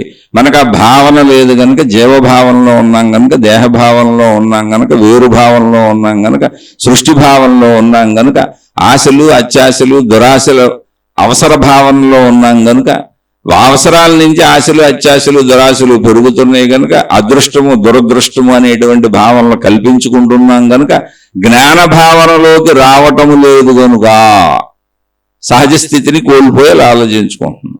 ఇక్కడ కర్మ సిద్ధాంతము అన్నప్పుడు సృష్టిలో మానవ జీవికి కర్మ చెయ్యకుండా ఫలితము రాదు. మానవులుగా మనం మాట్లాడుకునేది కర్మ సిద్ధాంతం అలా నడుస్తుంది. ఇక్కడ ఎవరికి? మానవ జాతికి. మానవ జాతికి నువ్వు కర్మ చేయకుండా ఫలితం రాదు. నువ్వు ఏ కర్మ చేస్తే అటువంటి ఫలితమే వస్తుంది. అది కర్మ సిద్ధాంతం అండి. అంతే తప్ప అందులో పెద్ద ఏమి విశేషమైన జ్ఞానం ఏమి లేదు. మామూలు జ్ఞానమే. కర్మ చేయకుండా ఫలితం రాదు. నువ్వే కర్మ చేస్తే ఆ ఫలితం వస్తుంది. నువ్వు ఎటువంటి కర్మ చేస్తే అటువంటి ఫలితం వస్తుంది. నువ్వు ఏమి ఆశించి కర్మ చేస్తే నువ్వు ఆశించినంత రావచ్చు, రాకపోవచ్చు. కానీ కర్మకు ఫలితం అయితే తప్పకుండా వస్తుంది. ఇది కర్మ సిద్ధాంతం. నువ్వు చెడు కర్మలు చేస్తే చెడు ఫలితాలు వస్తాయి, మంచి కర్మలు చేస్తే మంచి ఫలితాలు వస్తాయి. అలాగే ఇప్పుడు మంచి వాళ్ళకి చెడు జరిగితే అసలు మంచి వాళ్ళు చెడ్డవాళ్ళు ఎలా నిర్ణయిస్తాం? బాహ్యం నుంచా? ఇప్పుడు నేను మీతో ఇవన్నీ మాట్లాడుతున్నా. నేనంటే మీరు వేరే వాళ్ళ గురించి నేను చెప్పలేనుగా, నా గురించే నేను ఉదాహరణ చెప్పగలను. కాబట్టి నా డబ్బాలు నేను కొట్టుకుంటున్నాను అనుకోబాగండి. నేను నాకు తెలుసు కనుక నేనే నాకు తెలుస్తాను. కాబట్టి నేను నా గురించే చెప్పగలను. ఇప్పుడు నేను మీకు ఈ శీర్షికలు మాట్లాడుతున్నాను కదా, ఈ శీర్షికలు మాట్లాడుతున్న దాంట్లో ఒక ఆయన నన్ను ఎప్పుడు కామెంట్స్లో భగవాన్ అని సంబోధిస్తాడు. ఇప్పుడు ఆయన భగవాన్ అని సంబోధిస్తే నేను భగవాన్ అయిపోయానా? నాకు తెలీదా? నేను మామూలు వాడినే. కానీ నన్ను భగవాన్ అని సంబోధించటం ఆయనలో ఉన్న గొప్పతనం. ఆయన ఈ జ్ఞానం విని నేను ఎటువంటి చెడులు లేనటువంటి భగవత్ స్వరూపమైన స్వచ్ఛమైన పవిత్ర శక్తి ఏదుందో అంతటి పవిత్రుణ్ణి నేను అని అనుకుంటున్నాడు ఆయన ఈ శీర్షికలు చెబుతుంది. అది ఆయన నన్ను విడిగా చూడలేదు, నా ప్రవర్తన చూడలేదు, నా గుణం చూడలేదు, నా కుటుంబం చూడలేదు, అసలు నన్ను చూడలేదు. కేవలం ఈ జ్ఞానం విని ఆయన భావించుకున్న ఆయన హృదయంలోని గొప్పతనం అది. అలా అనడానికి కూడా కారణం ఏంటి? ఆయన భగవాన్ అని పిలువబడుతున్నటువంటి ఎంతకు ముందు మహాత్ములను, ఋషులను, మునులను, యోగులను, ఏ రమణ భగవాన్ లాంటి వాళ్ళనో ఆ భగవాన్ అని పిలిచేటువంటి వాళ్ళని ఎవరినో ఆయన అనుసరించి ఉంటారు, ఆయన చదివి ఉంటారు, ఆయన విని ఉంటారు, ఆయన తెలుసుకొని ఉంటారు. ఆ సంబోధన నాకు సంబోధించారు. అది ఆయన ఉన్నత్యం, నా ఉన్నత్యం కాదు. కొంతమంది గురువు గారు అని పెడతారు. నేను ఏ గురువుని కాదు, అసలు నాకు ఏ అనుభవం అవ్వలేదు. గురువు అంటే ముందు శిష్యులు ఉండాలి. ఎవరు గురువు అవుతారు అంటే శిష్యులు ఉన్నోళ్ళు. ఎవరు మాస్టర్ అవుతారంటే స్కూల్లో పాఠాలు చెప్పే విద్యార్థులు ఉండాలి. అక్కడ ఆయన స్కూల్లో జాయిన్ అయ్యి పాఠాలు చెబుతూ ఉండాలి. ఆయన మాస్టర్ అవుతాడు. నేను అసలు గురువుని కాదు, నాకు ఏ శిష్యులు లేరు. నేను సామాన్య మానవుడిని. అసలు నేనే శిష్యుడికై పనికిరాను. నేను గురువు మాట దేవుడు ఎరుగు, శిష్యుడిగానే పనికిరాను నేను. కానీ నన్ను గురువు గారు అనటం వాళ్ళలో గొప్పతనం. అది వారిలో ఉన్నటువంటి గొప్పతనంలో ఈ శీర్షికలు విని నా గురించి వాళ్ళకి తెలియదు కనుక, నన్ను ప్రత్యక్షంగా చూడలేదు కనుక, నా గుణాలు, నా ప్రవర్తన, నా ఇతర జీవితాన్ని గమనించలేదు కనుక నేను ఎలా ఉంటానో తెలియదు కనుక కేవలం ఈ శీర్షికలలో ఉన్న వాటి వలన నన్ను గురువు గారు అంటున్నారు. కొందరు స్వామి అని సంబోధిస్తారు, అది వాళ్ళలో గొప్పతనం. మళ్ళీ అందరికీ ఇదే వర్తిస్తుంది. ఎందుకని నన్ను చూడలేదు, నాతో గడపలేదు జీవితం, నాతో కనీసం మాట్లాడలేదు, కొంతకాలమైనా నాతో ఉండలేదు, నా కోపం చూడలేదు, నా ప్రవర్తనలో నా గుణాలలో ఉన్న లోపాలు చూడలేదు, నా ప్రవర్తనలో ఉన్న లోపాలు చూడలేదు, మంచి చెడులు ఏవీ చూడలేదు. కేవలం ఈ మాటల వలన నన్ను ఎస్టిమేషన్ వేసుకొని స్వామి అని గురువు గారని రకరకాలుగా సంబోధిస్తారు. కొంతమంది ఈ స్పీచ్లు దొరకడం మా అదృష్టమని పెడతా ఉంటారు. అలాంటి తిట్టేవాళ్ళు కూడా ఉన్నారు, అందులో డౌట్ ఏం లేదు. అయితే ఇదంతా ఎందుకు చెబుతున్నాను? అవగాహనకి చెబుతున్నా. రియల్గా మీరు చెప్పిన భగవాన్ నన్ను నేనే నవ్వుకుంటాను, పాపం ఆయన ఎంత మంచోడని. ఎందుకంటే నేను ఆయనకి స్టార్టింగ్లో అయ్యా నేను ఏ భగవాన్ని కాదని ఆన్సర్ కూడా పెట్టాను, కానీ ఆయన ఇప్పటికీ భగవాన్ అని సంబోధిస్తూ పెడతారు. అది ఆయనలో గొప్పతనం, అది ఆయనకు ఉపయోగపడుతుంది.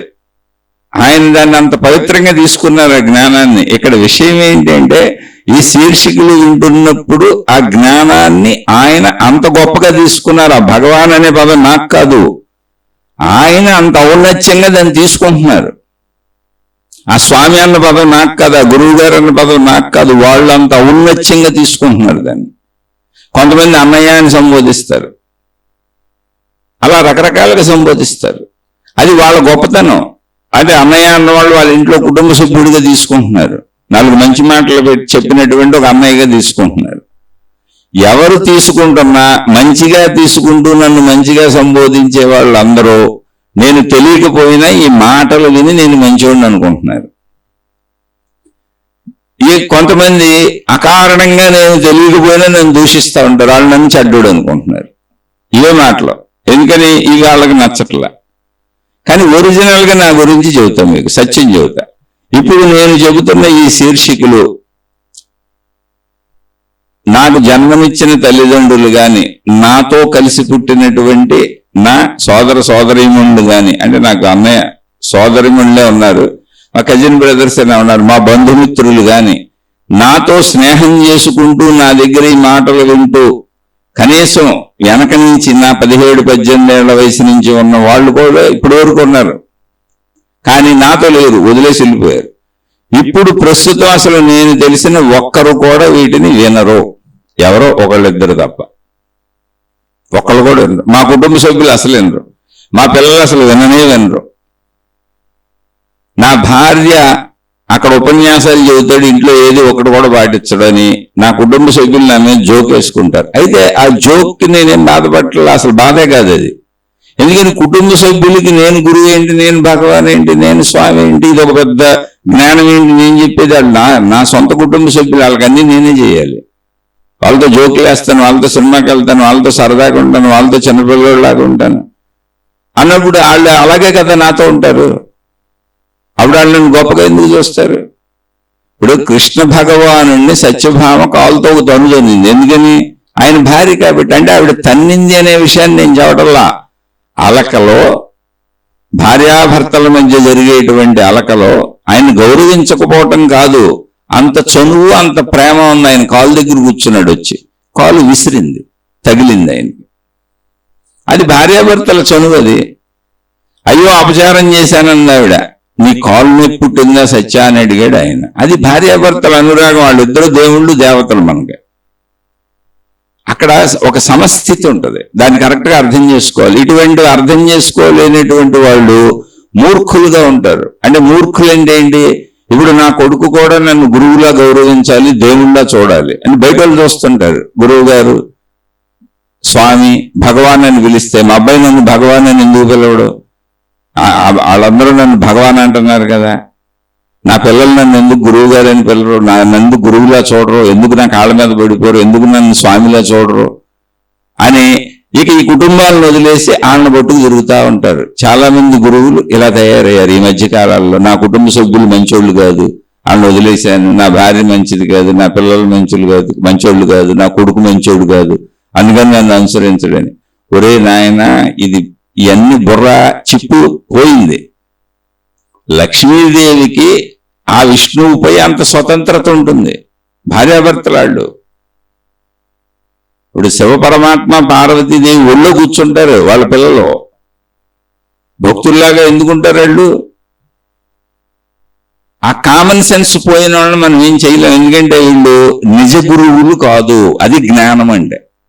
నిజమైనటువంటి గురువులు, నిజమైనటువంటి మాతాజీలు, నిజమైనటువంటి దేవుళ్ళు దేవతలు సహజ స్థితిని అర్థం చేసుకుంటారు. ఒక దేవుడు భార్య దేవత అయి ఉంటుంది ఆవిడ. ఒక దేవుడు కొడుకు దేవుడే అవుతాడు. దైవ వంశం అది. అది ఒక సహజ భావన. అది ఒక గురువు కొడుకు గురువే అవుతాడు. ఒక గురువు భార్య ఆ స్టేజే ఉంటుంది.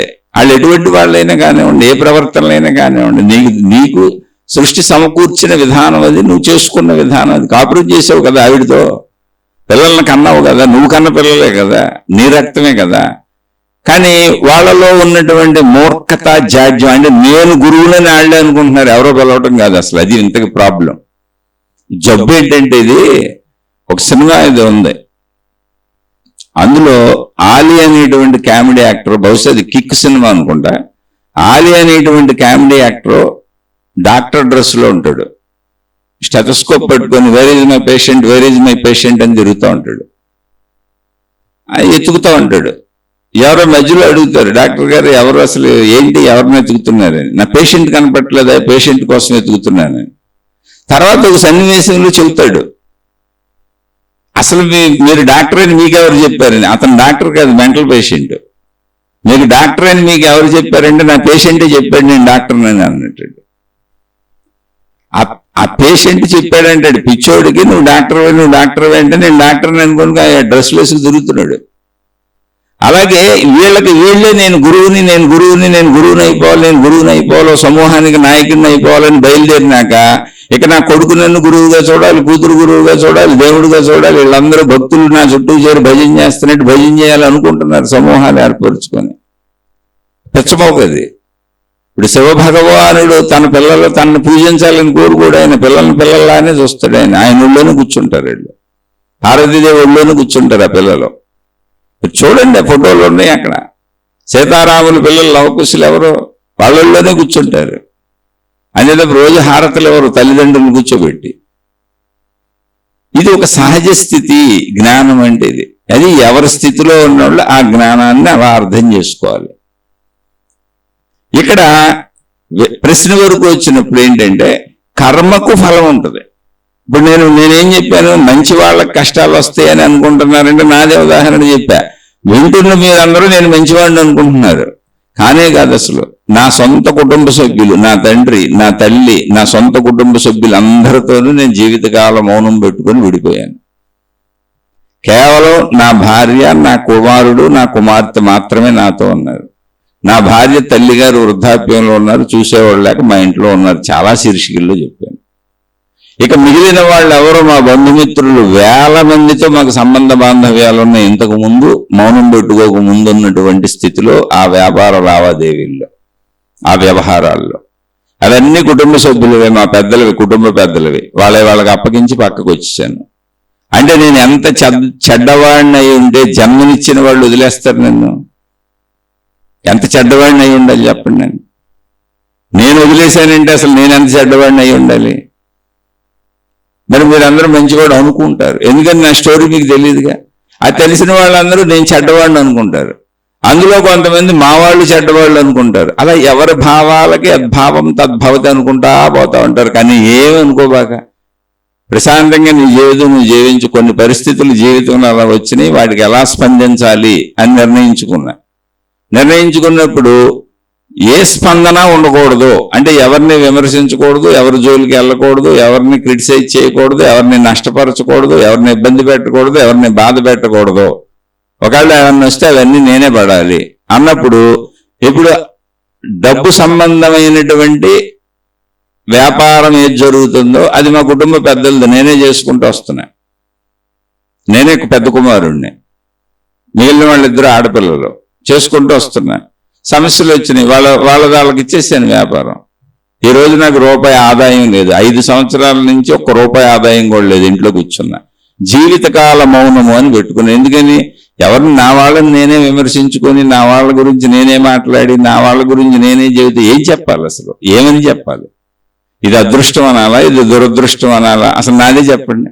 మంచి వాళ్ళకి చెడు జరిగితే అని ప్రశ్న వేశారు సోదరి, యాక్సిడెంట్లు కానీ ఇతర ఏమైనా కానీ. ఇప్పుడు నా జీవితంలో జరిగినవే చెబుతున్నా నేను. ఇవి విని నేను మంచివాడిని అని మీరు అనుకుంటున్నారు. నాకు అసలు జన్మనిచ్చిన వాళ్లే నేను చెడ్డవాడిని, దుర్మార్గుడిని అని ప్రచారం చేస్తున్నారు. చేశారు, ఆల్రెడీ చేస్తున్నారు. నా చిన్నదనం నుంచి యుద్ధం జరుగుతూనే ఉంటుంది మా ఇంట్లో. ఏం చేయ, ఇప్పుడు నేను మంచివాడినా చెడ్డవాడినా? మీకు ఇవన్నీ చెబుతున్నాను కాబట్టి మంచివాడినేనా? నేను ఇవి వింటున్న వాళ్ళు మీరు మంచివాళ్ళు అనుకుంటున్నారు. నేను తెలిసి నేను చెడ్డవాడిని అనుకుంటున్న మా సొంత వాళ్ళందరూ మిమ్మల్ని జాగ్రత్తగా ట్రాప్ చేస్తూ, మోసం చేస్తూ, నయవంచన చేస్తున్నటువంటి మహాదుర్మార్గుణ్ణి, ఆధ్యాత్మిక దుర్మార్గుణ్ణి అనుకుంటూ ఉంటారు. అది వాళ్ళ భావన. ఎవరైనా అంతే, అది భావన. భావం తద్భవతి. ఆ మనిషితో సంబంధ బాంధవ్యాలుండి ఆ మనిషి నుంచి కొన్ని ఆశిస్తున్నప్పుడు ఆశించినవి దొరకపోతే మనకి ఆశ, ఇందాక చెప్పాను, ఆశ, అత్యాశ, దురాశ. అది ఆశించినవి మనకు దొరకనప్పుడు మనం ఆ మనిషి మీద నిందలు వేస్తాం. అది నేనైనా మీరైనా. ఇక్కడ నేను నా 17-18 ఏళ్ల వయసు నుంచి ఏదో మంచి తెలుసుకుంటూ వచ్చాను. పైగా ఘర్షణ వచ్చింది సొంత వాళ్లతో.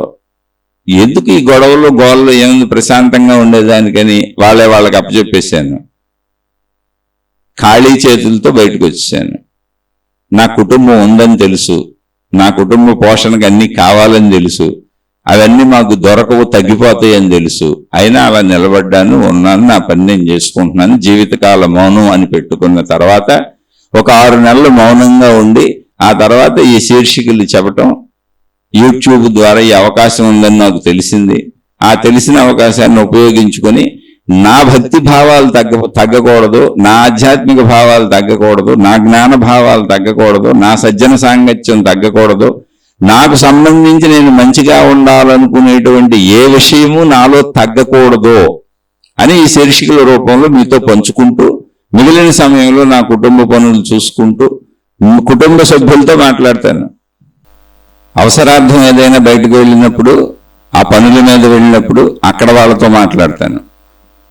అంటే కూరగాయలకో, కిరాణా సరుకులకో, మందుల షాపులకో అలా వెళ్ళినప్పుడు. మా ఇంట్లో ఏదైనా రిపేరులు లాంటి ప్రాబ్లంలు వచ్చి ఏదైనా చేయించుకోవడానికి, కరెంట్ రిపేరో, ఇటువంటి ఏదైనా, ఏ ప్లంబరో అలాంటి రిపేర్లు వచ్చినప్పుడు వాళ్ళతో మాట్లాడతాను. అంటే జీవితకాల మౌనము అంటే అవసరార్థం ఎంత మాట అవసరమో అంతవరకే మాట్లాడతాను. మీతో ఈ శీర్షికలు పంచుకుంటున్నది రోజు మీతో మాట్లాడుతూనే ఉన్నాను. ఇక్కడ జీవితకాల మౌనం అన్నది ఏంటంటే అనవసరాల ఏరివేత. అంటే ఎవరి జీవితాలైతే మనం లేకపోయినా గడిచిపోతాయో, ఎవరికైతే మనం అక్కర్లేదో వాళ్ళని వదిలేసాం. కాలక్షేపపు కబుర్లు ఇటువంటివి వదిలేసాం. జీవితకాల మౌనం అనేది బాధ్యత ఏదుందో అది నా కుమారుడు, కుమార్తె, నా భార్య, నేను మా బాధ్యత వరకు చూసుకుంటున్నాను. నా బాధ్యతలన్నీ చేసుకుంటున్నాను. అంటే ఇంతకు తప్ప చేయటానికి నాకు అసలు దారి కూడా లేదు. ఇందులో ఏ గొప్ప విషయం లేదు, దారి కూడా లేదు. మిగిలిన వాళ్ళల్లో ఏ ఒక్కరూ నా మీద ఆధారపడిన వాళ్ళు లేరు. ఇప్పుడు మా అత్తగారు ఉన్నారు, నా బాధ్యత కాదు, కానీ చూసేవాళ్ళు లేరు, ఆధారపడి ఉన్నారు. అందుకని మా ఇంట్లోనే ఉంచుకొని చూస్తున్నాను. మిగిలిన వాళ్ళందరూ నా సొంత కుటుంబ సభ్యులతో సహా, అంటే నా భార్య, నా కుమార్తె, నా కొడుకు కాక మిగిలిన వాళ్ళందరూ నాకంటే అనేక రెట్లు, 5 రెట్లు, 10 రెట్లు, 100 రెట్లు ఉన్నత స్థానాలలోనే ఉన్నారు. నాతో అవసరపడిన వాళ్ళు ఎవరూ లేరు. అసలు నేను అక్కర్లేదు అనుకునే వాళ్ళు చాలా మంది ఉన్నారు. కాబట్టి ఇక్కడ వదిలేయటం, పట్టుకోవడం అనేది ఏం లేదు. ఒకవేళ కలిసి ఉన్నా అక్కర్లేని తనమేది. మీలో కూడా మీరు చాలా మందిని గమనించుకోండి. మీ బంధుమిత్రులతో మీరు కాలక్షేపానికి వ్యవహారాలు చేస్తూ ఉంటారు. బాధ్యతాయుతమైనటువంటి కొన్నివే ఉంటాయి మీకు. మిగిలినవన్నీ కాలక్షేపానికి, కొంతమందికి మనం అక్కర్లేదని తెలిసినా కూడా మనం వాళ్ళతో రాసుకు పూసుకు తిరుగుతూ ఉంటాం అవసరార్థం, అంతే. ఎప్పుడైనా ఏదైనా జీవితంలో కష్టాలు వస్తాయో, నష్టాలు వస్తాయో, ఇలా భావన ఉంటుంది. సరే, ఏదైనా ఎవరి జీవితం తప్పు కాదు. నా జీవిత నడక ఇలా సాగింది, నేను తయారు చేసుకోలేదు, పరిస్థితులు అలా నడుపుకుంటూ వచ్చినాయి. ఇప్పుడు ఇదంతా ఎందుకు చెప్పానంటే అదృష్టము, దురదృష్టము, లేదా మంచి వాళ్ళకు కూడా చెడు జరగటము, ఇప్పుడు నన్ను చూసిన వాళ్ళందరూ కూడా మంచి వాళ్లకు కూడా చెడు జరిగిందే అనుకుంటారు. ఎందుకంటే మొత్తం ధనాన్ని కోల్పోయాను, పిల్లలు సెటిల్ అవ్వలేదు, మేము నలుగురుమే ఒంటరిగా ఉన్నాం. ఒంటరి జీవితం. ఒకప్పుడు రాజులా బ్రతికాను. రాజులా అంటే అసలు ఏ పని చేయవలసిన అవసరం లేకుండా, అంటే వ్యాపారాలు వృత్తులు ఆ పనులు చేసుకున్నాను. ఇంటి నిండా పని మనుషులు ఉండేవాళ్ళు, అన్నీ సాగాయి, విపరీతమైన ధనంతో సాగేది, విపరీతంగా మనుషులు ఎప్పుడూ 100 మంది మా ఇంట్లో ఉండేవాళ్ళు. మా ఇంటి పక్కనే నిరంతరం వండుతూ వచ్చిన వాళ్ళకి పెట్టడానికి భోజనశాల ఉండేది. రోజు 100 మంది మా దగ్గరికి వచ్చిన వాళ్ళు భోజనాలు చేసి వెళ్తూ ఉండేవాళ్ళు. అలా ఒక వైభవంగా నడిచింది 51వ సంవత్సరం వరకు. అక్కడి నుంచి 51వ సంవత్సరం నాకు వచ్చింది 2021 మార్చి 3వ తారీఖున జీవితకాల మౌనం పెట్టుకున్నాను. ఇప్పుడు 5 సంవత్సరాల నుండి 6వ సంవత్సరం నడుస్తుంది. ఇదంతా నేను చేశానంటే నేనేమి చేయలేదు, పరిస్థితులు అలా వచ్చినాయి. అయితే ఈ పరిస్థితులలో చూసిన వాళ్ళు, భౌతిక పరిస్థితులలో నన్ను చూసిన వాళ్ళు మంచి వాళ్ళకి చెడు జరిగింది అని అనుకుంటారు. ఎందుకంటే అంతకు ముందు కూడా నేను అన్ని మంచి పనులు చేశాను. విపరీతంగా అందరికీ లేని వాళ్ళకి సహాయాలు చేసేవాడిని, స్కూల్ పిల్లలకు సహాయాలు చేసేవాడిని, రకరకాల సహాయాలు చేసేవాడిని. కరోనాలో మొత్తం భోజనాలు పంచుతూ, కరోనా నుంచి మొదలుకొని ఒక 3 సంవత్సరాలు పేదలకు పంచుతూ తిరిగాం, ఆటోలు వేసుకొని. కరోనాలో కూడా తిరిగాను, కలెక్టర్ పర్మిషన్ తీసుకొని. మరి అలా తెలిసిన వాళ్ళు మంచివాళ్ళు అనుకుంటారు, అయ్యో మంచి వాళ్ళకి ఇబ్బంది వచ్చింది ఏంటి అనుకుంటారు. ఇబ్బంది అని మనం భావించుకుంటున్నది, మంచి వాళ్ళకి ఇబ్బంది అని మనం భావించుకుంటున్నది. అంటే నన్ను చూసిన వాళ్ళందరూ అనుకుంటారు, మా కుటుంబ సభ్యులు కూడా అనుకుంటారు. ఒక్కొక్కసారి ఆర్థిక ఇబ్బందులు వచ్చినప్పుడు నేను కూడా అనుకుంటాను. కానీ మీతో ఈ శీర్షికలు పంచుకోవటం, ఈ ఆధ్యాత్మికమైనటువంటి సంపూర్ణంగా ఈ 5 సంవత్సరాలు పూర్ణ ఆధ్యాత్మిక జీవితం, ఇంకో ధ్యాస లేదు, అసలు భౌతిక కార్యమే లేదు. ఇంటికి సంబంధించిన ఏమన్నా తెచ్చుకోవటం తప్ప. కుటుంబ సభ్యులు కూడా, మా అబ్బాయి వేరే చోట చదువుకుంటున్నాడు, మా అమ్మాయి వేరే చోట ఉద్యోగంలో ఉంది, ఆవిడేది ఇప్పుడే జాయిన్ అయింది. నేను ఇంట్లో ఉండేది నేను, నా భార్య, మా అత్తగారే.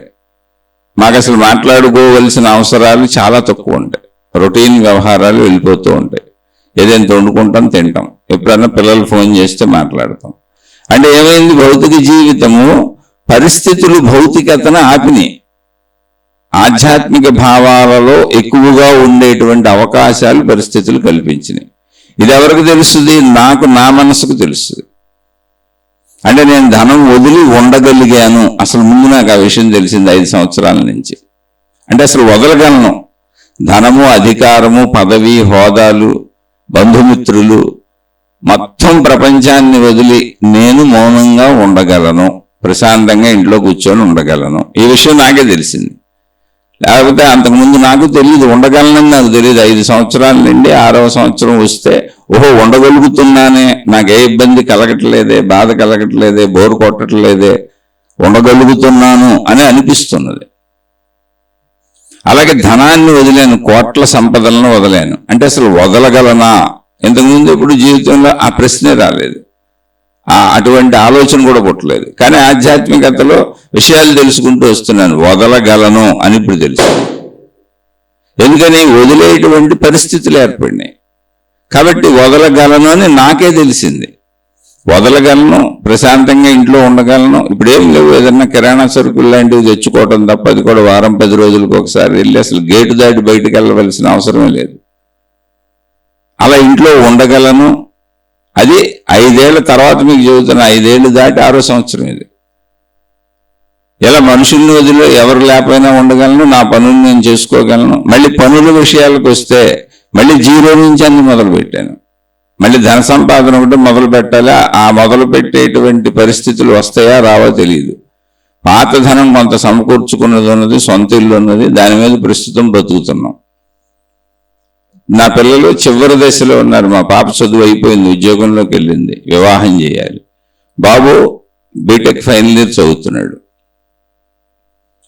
ఒకవేళ మా దగ్గర ఉన్నటువంటి సంపదలు అక్కడ వరకు సరిపోయి పిల్లలు ఉద్యోగాల్లో సెటిల్ అయిపోయి వాళ్లే ఇంత అన్నం పెడితే, సంపూర్ణ ఆధ్యాత్మికతలో, అంటే మొత్తంగా ఆధ్యాత్మికత అంటే ఏదో అని కాదు, భౌతికంలోకి మళ్ళీ ధనం కోసం వెళ్లకుండా ఈ కీర్తి ప్రతిష్టలు, గౌరవాలకి అవన్నీ వదిలేశాను, పోయింది, అసలు మనుషుల్ని వదిలేశానుగా. అంటే మనుషుల్ని వదిలేసి ఉండగలను, కీర్తిని వదిలేసి ఉండగలను.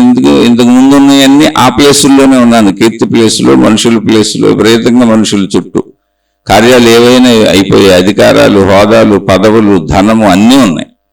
అన్నీ ఉన్న మనుషులతో పరిచయాలు ఉన్నాయి. ఇప్పుడు ఏమీ లేవు. నా కూరగాయలు నేనే తెచ్చుకోవాలి. నా ఇంటికి అవసరమైంది ఏదైనా నేను గేటు తీసి బయటికి వెళ్ళకపోతే నా ఇంట్లోకి రాదు అసలు. అయినా నాకు ఎటువంటి ఇబ్బంది అనిపించలేదు. అంటే నేను ఈ ఆధ్యాత్మిక జ్ఞానంలో నడుస్తూ నడుస్తూ నడుస్తూ జీవితం మీద నాకు వచ్చిన అవగాహన నన్ను ఇలా స్థిరంగా ఉంచింది అనే విషయం ఉన్నాక నాకు అర్థమైంది.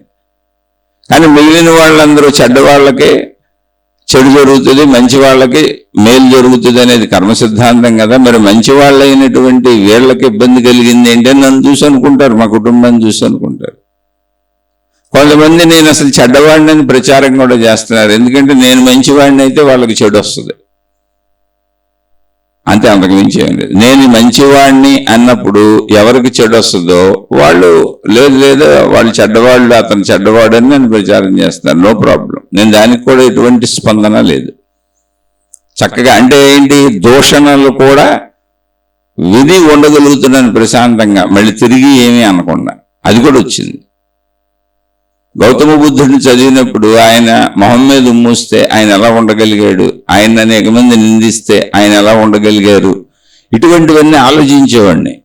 కానీ ఇప్పుడు పరిస్థితులు కూర్చోబెట్టినాక అర్థమైంది ఉండొచ్చు, ఉండగలము. అయితే అది సంపూర్ణంగా రాలా. గౌతమ బుద్ధుడు అంతటి మహాత్ముడితో అసలు పోలికే కాదు. ఆ స్థితి సంపూర్ణంగా రాలా, వస్తుంది కొద్ది కొద్దిగా. కాబట్టి ఇది అదృష్టమా దురదృష్టమా, ఇది నేను చెప్పేది.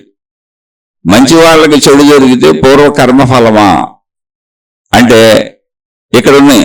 శరీర స్థితిలో, భౌతిక స్థితిలో నేను అనే భావనలో ఉన్న ప్రతి వాళ్ళు చెడు జరిగితే పూర్వకర్మ ఫలము, అంతే. ఈ స్థితులను బట్టి ఉంది ఇది. ఇప్పుడు రమణ మహర్షికి క్యాన్సర్ గుండె వచ్చింది, శారీరక బాధలు బోర్డులో ఉన్నాయి. రామకృష్ణ పరమహంసకి గొంతు క్యాన్సర్ వచ్చింది, ఆయన పేదరికంలోనే బతికారు. రమణ మహర్షికి పేదరికంలోనే బతికారు, భిక్షాన్నాలతో బతికారు, ఎవరో ఇచ్చిన డబ్బుల మీద బతికారు. ఇటువంటి జీవన్ముక్తులైన మహాత్ములు ఎందరో భిక్షాటనలతో బతికారు. కానీ వాళ్ళందరూ కర్మ ఫలితాలని అనుభవిస్తున్న జీవులా కాదు, జీవన్ముక్తులై కర్మ అనేది అసలు దాటేసిన వాళ్ళు. కర్మ సిద్ధాంతం వాళ్ళకు వర్తించదు. అవధూతలు అంటారు. అవధూత అంటే ఏంటి, అవధులు దాటేశారు, ప్రాపంచిక అవధులు దాటేశారు. ఆ పరిధులు వాళ్ళకు వర్తించవు. ఇప్పుడు శరీరమే నేను కాదు, నేను అనంతాత్మస్వరూపుడును అన్న రమణ మహర్షికి శరీర భావన, శరీరానికి జరిగే కష్ట నష్టాలు, శరీరానికి వచ్చే సుఖభోగాలు, దక్కే సుఖభోగాలు, శరీరానికి వచ్చే బాధలు, ఇబ్బందులు, ఇవన్నీ అసలు స్వీకరణే లేదుగా. మొత్తం శరీర స్వీకరణ లేదు ఆయన మనోభావంలో. నేను అనంత ఆత్మస్వరూపుడను. పోనీ ఆయన పైకి చెప్పారంటే కాదు, ఆయనకి 3 సార్లు కత్తులతో కోసి ఆపరేషన్ చేశారు. భుజం మీద, ఆయనకి చేతికి భుజం మీద రాచి కురుపు వచ్చింది, అంటే క్యాన్సర్ పుండు. దాన్ని 3 సార్లు కోసి ఆపరేషన్ చేశారు. 3 సార్లు కోస్తున్నప్పుడు డాక్టర్లు, ఆయన శిష్యులు, భక్తులైన డాక్టర్లే చెప్పారు, అయ్యా ఎనస్థీషియా అంటే మత్తు మందు ఇస్తాము, నొప్పిని భరించలేరు, కత్తులతో కోయాల్సి ఉంటుంది, ఆ పుండుని తొలగించేయాల్సి ఉంటుంది, ఆ గాయం మొత్తం అక్కడ గాయం అవుతుంది, అది తీసేసి కట్టుకట్టాలి అని. నేను అసలు ఈ శరీరమే కాదంటే నేను అనంత ఆత్మస్వరూపుణ్ణి నేను చిన్ననాటి నుంచి చెబుతుంటే, ఇప్పుడు మళ్ళీ ఈ శరీర భావన కొత్తగా నాకేదో నొప్పని ఇవన్నీ గుర్తు చేయటం ఎందుకు, అందులో నాకు ఏ బాధ లేదు, అసలు శరీరం నేను కాదు, మీరు కోసుకోవాలనుకుంటే కోసుకోండి, వదిలేయాలనుకుంటే వదిలేయండి అని. అంటే అలా 3 సార్లు కోసారు. ఒకసారి కోసారు, మళ్ళీ వచ్చింది కొంతకాలానికి, మళ్ళీ కోసారు, మళ్ళీ వచ్చింది కొంతకాలానికి. 3 సార్లు కోసిన తర్వాత ఇక వదిలేయండి అన్నారు రమణ భగవానుడు. వదిలేశారు. ఆయన శరీరం వదిలింది ఆ కురుపు కారణంగానే, ఆ క్యాన్సర్ పుండు కారణంగానే. అంటే అది కారణం ఏదో ఒకటి దేహానికి. అలా ఆయనకి నిత్యం మోకాళ్ళ నొప్పులు ఉండే, మోకాళ్ళ నొప్పులకి ఏదో ఒకటి రాసుకుంటూ ఉండేవాళ్ళు. అనారోగ్యాలు వచ్చాయి, అనారోగ్యాలకు ఏదో ఒకటి వేసుకుంటూ ఉండేవాళ్ళు. సీజనల్గా జలుబులు, దగ్గులు అన్నీ వచ్చాయి. శరీర భావన అది. అలా మనం మంచి వాళ్ళకి కష్టాలు వస్తున్నాయి అనేది ఆర్థిక స్థితిలో, హోదాల స్థితిలో, పదవుల స్థితిలో, సుఖభోగ స్థితిలో మన కుటుంబాలు హాయిగా ఉండాలని మనం భావించుకుంటున్నటువంటి ప్రాపంచిక భౌతిక స్థితిలో చూస్తే జీవన్ముక్తులైనటువంటి తక్కువ స్థితిలో ఉన్నటువంటి, అంటే ధనంతో సంబంధం పెట్టుకున్నటువంటి మహాత్ములందరూ విపరీతమైన బాధలు పడ్డారు. మహాత్ములలో అప్పుడు సుఖపడిన వాళ్ళు, ఇప్పుడు సుఖపడుతున్న వాళ్ళు ఎవరంటే ధనాలతో సంబంధం పెట్టుకొని అన్ని రకాల సౌఖ్యాలు చేకూర్చుకున్నారు. ఏసీ కార్లు, ఏసీ బిల్డింగులు, పెద్ద పెద్ద భవనాలు, వందల ఎకరాల్లో ఆశ్రమాలు, మఠాలు, పీఠాలు, సకల సౌకర్యాలు ఉన్నాయి. వాళ్ళకి సేవలు చేయడానికి చుట్టూ శిష్యులు, భక్తులు, భక్తగణం. ఈ మధ్యకాలంలో ఒక పెద్ద గురువు గారు, ప్రపంచవ్యాప్తంగా పెద్ద గురువు గారు, మన ఇండియన్నే, ఆయనకి తలలో నరాలు చిట్లిపోయి రక్తం కారిపోయింది లోపల. ఆయనకు ఆపరేషన్ చేయడానికి వేల మంది డాక్టర్లు ఆయన చుట్టూరు, 100 మంది డాక్టర్ల సమూహం వెళ్ళి చేసేసింది, ప్రపంచవ్యాప్త స్పెషలిస్టులు. అప్పటి నుంచి ఇప్పటికే ఆ వ్యాధికి సంబంధించిన డాక్టర్లు అనేక మంది వందల గ్రూపులు వెళ్ళి ఆయనకి టెస్టులు చేస్తూనే ఉన్నారు, ఆయన పరీక్షిస్తూనే ఉన్నారు. ఆయనతో పాటు ఎప్పుడూ ఒక డాక్టర్ల సమూహం ఉంటూనే ఉంది. అది బయట వాళ్ళకి తెలియదు. ఆయన మళ్ళీ మామూలుగా పాత గెటప్ వేసుకొని అదంతా తగ్గినాక వచ్చి కూర్చొని మళ్ళీ స్పీచ్లు చెబుతూనే ఉన్నారు. ఇదే పరిస్థితుల్లో రమణ భగవానుడు లాంటి వాళ్ళు శరీరం వదిలేశారు. ఎందుకంటే అంత డబ్బు లేదు, అంత డాక్టర్ల సమూహాలు వచ్చేది లేదు, అంత ప్రచారం లేదు, అంత ఆర్భాటం లేదు. అసలు శరీరమే నేను కాదు, ఉంటే ఏంటి వెళ్ళిపోతే ఏంటని వదిలేశారు. అంటే కొంతమంది అతి పేదరికపు గురువులు కనపడతారు, మహాత్ములు కనపడతారు. వీళ్ళంతా నిజమైన జీవన్ముక్తులు. శరీర భావం లేనప్పుడు పేదరికంలోనే సాగుతారు, పేదరికం అని అనిపించదు. వాళ్ళు మంచివాళ్లే. అలాగే భౌతిక జీవితాలలో మంచి వాళ్ళకి చెడు జరుగుతుందని మనం ఎప్పుడు అనుకుంటాము అంటే, ధన సంబంధమైన విషయాలలో కష్టాలు, ఇప్పుడు యాక్సిడెంట్లు లాంటివి అన్నారు, అటువంటివి జరిగినప్పుడు ఏదో జారిపడిపోయి ఇంట్లో నడుము విరిగిపోయిన వాళ్ళు బోల్డ్ మంది ఉన్నారు, కరెంట్ షాక్లు కొట్టిన వాళ్ళు బోల్డ్ మంది ఉన్నారు, హఠాత్తుగా కిడ్నీలో చెడిపోయినాయి అని వాళ్ళు బోల్డ్ మంది ఉన్నారు, గుండె జబ్బులు వచ్చిన వాళ్ళు బోల్డ్ మంది ఉన్నారు. ఇది మంచి వాళ్ళకి జరుగుతుంది అన్నప్పుడు అనేక ఆర్థిక నష్టాలు, కుటుంబక నష్టాలు ఇటువంటివి జరుగుతూ ఉంటాయి. ఇప్పుడు నాకు జరిగింది చెప్పాను. నేను సర్వము కోల్పోయాను భౌతికంలో. అంటే ధనం కోల్పోయాను, మనుషుల్ని కోల్పోయాను, కీర్తి కోల్పోయాను. కేవలము మేము నలుగురుము మా మీద మేము ఆధారపడి జీవితకాలం మొత్తం బతకాలి. ఇప్పుడు అసలు రేపు ఏం చేయాలో తెలియదు. నిజం చెబితే మా అమ్మాయికి వివాహం ఎలా చేయాలో తెలియదు, అంత ధనం నా దగ్గర లేదు. మా అబ్బాయి చదువులు పూర్తి చేసుకునేదని చదువుతానంటే ఏం చేయాలో తెలియదు. ధనం ఉన్నది అమ్ముకుంటున్నాం, వస్తువులు అమ్ముకుంటున్నాం. అన్నీ బాగా సాగిన 51 సంవత్సరాల వరకు జీవితం అద్భుతంగా సాగింది. అద్భుతంగా అంటే ఏంటి? ధనపరంగా, భౌతికంగా, మనుషులతో. కొంత పీరియడ్ అంతా వ్యాపారాలు ఉన్నప్పుడు బాగుంటాయిగా, అన్ని సౌకర్యాలు ఉంటాయి, మనుషులు ఉంటారుగా. అప్పుడు కూర్చుకున్న ధనం కొంత ఉంది, అది బంగారు రూపంలో, వస్తువుల రూపంలో ఉన్నదాన్ని అమ్ముకొని ప్రస్తుతం గడుస్తుంది. అయితే ఇందులో ఏమీ నా మీద నేను జాలిపడవలసిన విషయం లేదు, ఇది విని మీరు జాలిపడవలసిన విషయం అస్సలు లేదు. మా ఇల్లే 3 అంతస్తుల బిల్డింగ్ ఉంటుంది. ఇప్పుడు ఆ ఇంటిని మెయింటైన్ చేయడం కష్టంగా ఉంది మాకు, తుడుచుకొని ఊడ్చుకోలేకపోతున్నాం. ఎందుకంటే ఒకప్పుడు మా ఇంట్లో ఆఫీస్ ఉండేది, 50-60 మంది ఇక్కడే తిరిగేవాళ్ళు. నిరంతరం పక్కన భోజనశాల, వంటలు వండుతూ ఉండేవాళ్ళు, 100 మంది వస్తూ వెళుతూ ఉండేవాళ్ళు. వ్యాపార సంబంధ బాంధవ్యాలు అలా ఉండే. కాబట్టి అప్పుడు అవసరార్థమై అంత ఇల్లు కట్టాల్సి వచ్చింది, ఎందుకంటే ఆఫీస్ కూడా మా ఇంట్లోనే ఉంది. ఇవన్నీ మంచి వాళ్ళకి చెడు జరిగిపోవటం కాదు, ఆధ్యాత్మిక ఔన్నత్యము, ఆధ్యాత్మిక ఉన్నతి, ఆత్మోన్నతి జరిగిందా లేదా, నీలో మార్పులు వచ్చినాయా లేదా ఎడ తెలుస్తుంది. ధనం వదిలి ఉండగలవా? మనుషుల్ని వదిలి ఉండగలవా? పదవులు హోదాలు వదిలి ఉండగలవా? జనంలో అసలు తిరగకుండా నీ ఇంట్లో నువ్వు ఒక చోట ప్రశాంతంగా కూర్చోగలవా? జన సంపర్కం లేకుండా ఉండగలవా? కదలకుండా ఉండగలవా? మెదలకుండా ఉండగలవా? నిశ్శబ్దంగా ఉండగలవా? అవసరార్థం మాత్రమే బ్రతకగలవా?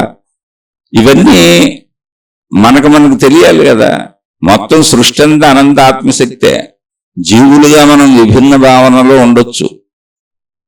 అందుకని ఆ ఆత్మశక్తి ఒక మనిషికి ఏది అవసరమో దాన్ని ఇస్తూ ఉంటుంది. కర్మ సిద్ధాంతం కూడా పనిచేసేది ఎలాగూ, చెడ్డవాళ్ళు చెడ్డ ఉద్దేశంతో పనిచేసినప్పుడు ఫలితం చెడు వస్తుంది. అది ఎలా అంటే మహిమ కాదు, మాయ కాదు, అద్భుతం కాదు. ముళ్ళ మొక్క పెట్టాం, ముళ్ళ మొక్కే ఉంటుంది, పళ్ళ మొక్క ఎందుకు అవుతుంది? పళ్ళ మొక్క పెట్టాం, పళ్ళు వస్తాయి, కావాలంటే తినొచ్చు లేదా పంచుకోవచ్చు, నీ ఇష్టం. అది పూల మొక్క పెట్టాం, పూలు వస్తాయి, కావాలంటే వాడుకోవచ్చు లేదా అలా వదిలేయచ్చు, నీ ఇష్టం అది. అంటే నీ ప్రయత్నం ఏంటి, దానికి ఫలితం వస్తుంది. అలాగే ఆధ్యాత్మికత ప్రయత్నం అయినప్పుడు మనిషి జీవితంలో దానికి తగ్గ జీవితం వస్తుంది. ఇదంతా నేచర్, నువ్వేం కోరుకుంటున్నావు వాడు తీసుకెళ్తుంది. ఇప్పుడు దొంగలు దొంగతనాలు చేస్తున్నారు, దొంగతనాలు చేయడానికి అవకాశం కుదురుతుంది వాళ్ళకి, చెడ్డ పని. ఇప్పుడు చెడు పని చేయడానికి అవకాశం కూడా కుదరాలి, అది కూడా నేచర్ ఇచ్చింది. యద్భావం తద్భవతి. ఇప్పుడు దొంగతనాలు చేస్తున్నారు, దోపిడీలు చేస్తున్నారు, హత్యలు చేస్తున్నారు, మానభంగాలు చేస్తున్నారు. అంటే అవకాశం కుదరపోతే ఎలా చేస్తారు చెప్పండి అసలు? ఇప్పుడు ఎవరైనా సరే, అంటే సృష్టి, సపోజ్ ఒక వ్యక్తి ఇంకొక వ్యక్తిని, అంటే ఒక స్త్రీని మానభంగం చేయాలనుకున్నాడు అనుకుందాం. లేదు, ఒక స్త్రీ గాని ఒక పురుషుడు గాని అక్రమ సంబంధం పెట్టుకోవాలని అనుకున్నారు, సక్రమ సంబంధం కాకుండా, ధర్మబద్ధమైన సంబంధం కాకుండా. అప్పుడు ఎవరైతే అధర్మానికి వెళ్ళారో, అధర్మపు ఆలోచన చేశారో, వాళ్ళ శరీర అవయవాలు పని చేయకుండా సృష్టి పెట్టేసి ఉంటే, అలా కూడా సృష్టి పెట్టగలదుగా. ఇన్ని అవయవాలు పనిచేసేటట్టు పెట్టినప్పుడు పని చేయకుండా కూడా పెట్టగలదుగా. అప్పుడు అసలు తప్పులు చేయడానికి ఛాన్స్ లేదు.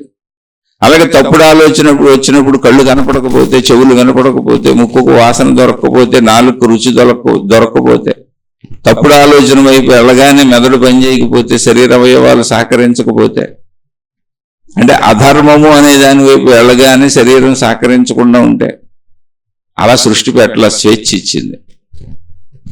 ఆ స్వేచ్ఛకి ఒక పరిధి ఉంది. అంటే జైల్లో ఉన్న ఖైదీ ఎంతవరకు తిరగచ్చు, ఎంతవరకు ఎలా ఉండొచ్చు, ఎంతవరకు నవ్వచ్చు, ఎంతవరకు హాయిగా ఉండొచ్చు అనే దానికి హాయిగా కూడా ఉండొచ్చు ఆ జైలు గోడల పరిధిలో, ఆ జైలు అధికారుల పర్యవేక్షణలో వాళ్ళు హాయిగా స్వేచ్ఛగా ఉండొచ్చు. వాళ్ళనేమి చేతులు కళ్ళు కట్టేసి ఒక గోడకు కట్టేసి ఉంచరు. వాళ్ళు అక్కడ పనులు చేసుకుంటారు, తిరుగుతారు, అన్నీ ఉంటాయి. కానీ ఆ జైలు గోడల పరిధిలో. అలాగే మానవ జీవితానికి ఒక పరిధి ఉంది, అందులో నీకు స్వేచ్ఛ ఉంది విశ్వంలో. ఆ స్వేచ్ఛలో చెడు చేసిన వాళ్ళకి చెడు కర్మఫలము, మంచి చేసిన వాళ్ళకి మంచి కర్మఫలము. అయితే ఈ చెడు మంచుల కర్మఫలములలో మధ్యలో మనం చూసుకోవాల్సింది ఇంకోటి ఉంది. ఏంటంటే ప్రతి జీవి ఆధ్యాత్మికత వైపు వెళ్ళడానికి అవసరమైనటువంటి చర్యలు కూడా జరుగుతూ ఉంటాయి. ఒక మంచి మనిషి తనకు చెడు జరిగిందని ఎప్పుడు అనుకోడు. ఒక మంచి మనిషికి యాక్సిడెంట్ అయింది అనుకోండి ఊరికనే, ఆ యాక్సిడెంట్ అయ్యిందే మనం చూస్తున్నాం. కానీ యాక్సిడెంట్ అయిన కాలము, ఆ దెబ్బ తగిలిన కాలము, ప్రశాంతంగా ఉన్న కాలము, అది తగ్గే వరకు గడిపిన కాలము, అది ఎన్ని ప్రాపంచిక పరిస్థితుల్ని, మానసిక పరిస్థితుల్ని, కుటుంబక పరిస్థితుల్ని, తన ఆలోచన సరళిని ఎంత మార్చుకుంటూ వచ్చిందో. అయితే మంచి వాళ్ళకి అలా దెబ్బ తగిలి మారుస్తుందా అంటే ఖచ్చితంగా దెబ్బ తగలవలసిన కర్మ ఉంటేనే తగులుతుంది.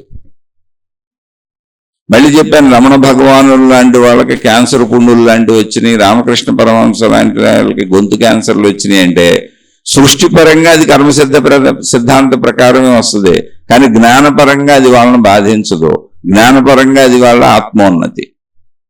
వాళ్ళు ఆ స్థితిలో ఉన్నారు, శరీర భావన దాటేశారని చెబుతుంది. సృష్టిపరంగా అది మరి కర్మ సిద్ధాంత పరంలో ఎలా వస్తుంది అంటే శరీరపరంగా, సృష్టిపరంగా అంటే శరీరాన్ని వాళ్ళు విపరీతమైన అశ్రద్ధ చేశారు చిన్నప్పటి నుంచి. రమణ మహర్షికి 14 ఏళ్ల సుమారు మౌనంలో ఉండిపోయారు. అసలు స్నానపానాదులు ఎప్పుడు చేశారో, ఎప్పుడు చేయలేదు, ఏమీ లేదు. తనలో తాను లీనమైపోయి ఉండిపోయారు. సుమారు ఒక 20-25 ఏళ్ళు ఏ సౌకర్యాలు లేవు ఆయనకి. తర్వాత ఏదో భక్తులు కూడి కొంచెం ఆయనతో పాటు ఉండి ఆ ప్రదేశాలు శుభ్రపరిచి రమణాశ్రమం అనేటువంటి ఒక ఆశ్రమం తయారు చేసి భక్తులందరూ కొంచెం డొనేషన్లు ఇచ్చి ఆయన పడుకోవడానికి ఒక గది తయారు చేసి ఆయన తినడానికి తిండి, వసతి, ఇవన్నీ తర్వాత వచ్చినాయి. కానీ వాళ్ళు శరీరాన్ని విపరీతమైనటువంటి అశ్రద్ధకి గురి చేశారు. ఎందుకని ఆత్మభావనలో, ఆధ్యాత్మిక భావనలో తీవ్రంగా లీనమైపోయిన వాళ్ళు. ఆ అశ్రద్ధ వలన వాళ్ళు సరైన ఆహారాలు తీసుకోకూడని ఆహారాలు తీసుకోరంటే భిక్ష ఏం పెడితే తినటమే, భిక్షాన్నంలో ఎవరేం పెడితే తినటమే, స్నానపానాదులు సరిగ్గా చేసో ఆరోగ్యపరమైన జాగ్రత్తలు తీసుకోలేదు. అందుకనేకం వస్తాయి మహాత్ములు. అలా వచ్చినాయి వాళ్ళకి. అది కర్మ సిద్ధాంతం శరీరపరంగా ఒకటే. వాళ్ళకి శరీరపరమైన జాగ్రత్తలు తీసుకోలేదు కనుక శరీరపరమైన ఇబ్బందులు పడవలసిందే. కానీ ఆత్మపరమైనటువంటి జ్ఞానం వాళ్ళకి జ్ఞానోదయంగా ఉన్నది కనుక శరీర భావన వాళ్ళని ఇబ్బంది పెట్టదు. మొత్తం శరీర భావన అంతా రమణ భగవాన్ అడిగారు, ఏమండి 3 సార్లు మీకు కత్తులతో కోసి ఆపరేషన్ చేశారు కదా, మరి శరీరం ఉంది, మీరు తిరుగుతున్నారు, అన్నం తింటున్నారు, నిద్రపోతున్నారు, లెగుస్తున్నారు, మరి నేను అనంత ఆత్మస్వరూపుణ్ణి అంటున్నారు, మీకు ఇలా కోసినప్పుడు ఆ భావన నొప్పిగా లేదా? మా అందరికి విపరీతమైన నొప్పి, చిన్న ఇంజక్షన్ చేస్తేనే తట్టుకోలేం, ముళ్ళు గుచ్చుకుంటే తట్టుకోలేం, మీరు ఎలా తట్టుకున్నారు? మత్తుమందు లేకుండా 3 సార్లు ఆపరేషన్ చేయించుకున్నారు అని అడిగారు. అప్పుడు ఆయన చెప్పారు, అయ్యా నేను శరీరము అని అనుకుంటే ఆ బాధ కొండంతగా ఉంటది, భరించలేనంత బాధగా ఉంటది. నేను అనంత ఆత్మస్వరూపుడును అన్న భావనలో అది చీమ కుట్టినట్టు ఉంటుంది, తెలుస్తుంది శరీరం చీమ కుట్టినట్టు ఉంటుంది. అంటే భావ మార్పు, శరీరము నుంచి మనస్సు, శరీర భావన నుంచి మనోభావన, మనోభావన నుంచి ప్రాణశక్తి భావన, అది అనంత ఆత్మశక్తి భావన. ఇది మనిషి యొక్క సంపూర్ణత. మనిషి ఒకేసారి 3 స్థితుల్లోనూ ఉన్నాడు. శరీర స్థితిలో ఉన్నాడు, ప్రాణశక్తి స్థితిలో ఉన్నాడు, ఈ శరీర ప్రాణశక్తుల కలయికలో ప్రాపంచిక విషయాలతో తయారైన మానసిక స్థితిలోనూ ఉన్నాడు. 3 కలిసే ఉన్నాయి మనిషికి. నిద్రా సమయంలో ప్రాణశక్తి స్థితికి వెళ్తున్నాడు, శరీర మనోస్థితులు వదిలేస్తున్నాడు. మెలకువ సమయంలో మనోశరీరాలు కలిసి సంచరిస్తున్నాయి. అందులో మనస్సు కనపడదు కనుక శరీరం నేను అనుకొని వెళ్తున్నాడు. మనస్సు అని చెబుతున్నాడు, నా మనసు బాగుంది, నా మనసు బాగోలేదు అని. దానికి కారణం ఆలోచనలు, మనస్సు అని తెలుసు కనుక. మనోశరీరాల ఎరుక మనిషికి మెలకువలో ఉంది, ఎందుకని శరీరం కదపాలంటే దాంతోనే పనిచేయాలి కనుక. ప్రాణశక్తి స్థితి సహజంగా ఏర్పడినటువంటి నిద్రాస్థితి, అంటే శరీర స్థితి మనోస్థితి దాటి అక్కడికి వెళ్ళాడు కనుక దాన్ని మనిషి అసలు ప్రయత్నించలేదు, ఈ స్థితి ఏంటని తెలుసుకోలేదు.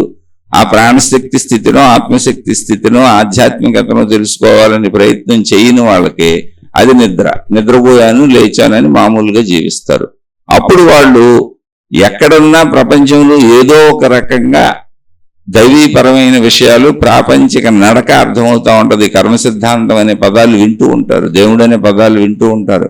అందరి ఇంట్లోనూ నామమాత్రంగా ఏదో ఒక మతం, ఏదో ఒక దేవుడు, ఏదో ఒక విధానం, ఏదో ఒక పద్ధతి నామమాత్రంగా సాగుతూ ఉంటాయి.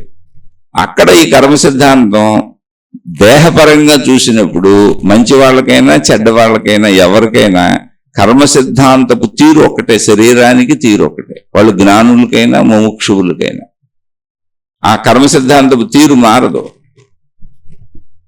అది మనం ఎవరిని ఏ విధంగా బాధించాం, ఎవరికి ఏ విధంగా నష్టం కలిగించాం, ఎవరికి ఏ విధంగా కష్టం కలిగించాం, అది మనం ఆ విధంగానే అనుభవిస్తాం. ఆ బాధ మనం అనుభవించవలసింది, ఎందుకంటే అది మనం విత్తినటువంటి వృక్షము, విత్తినదే కోసుకుందువు. నువ్వు ఏ వృక్షాన్ని నాటావో ఆ ఫలాలే వస్తాయి, ఆ పువ్వులే వస్తాయి. నువ్వు మంచిది నాటావా చెడ్డది నాటావా అదే నీ ఫలం. అలా శరీరపరంగా భావపరంగా విషయాలు కష్టమే. భౌతిక జీవిత పరంగా, శరీరపరంగా, పరిమితత్వం పరంగా నేను శరీరం అన్న భావనలో అదంతా నష్టపోయినట్టే కనపడుతుంది. కానీ జ్ఞానపరంగా ఆధ్యాత్మికతలో అసలు భౌతిక జీవితాన్ని వాళ్ళే తగ్గించేసుకుంటారు.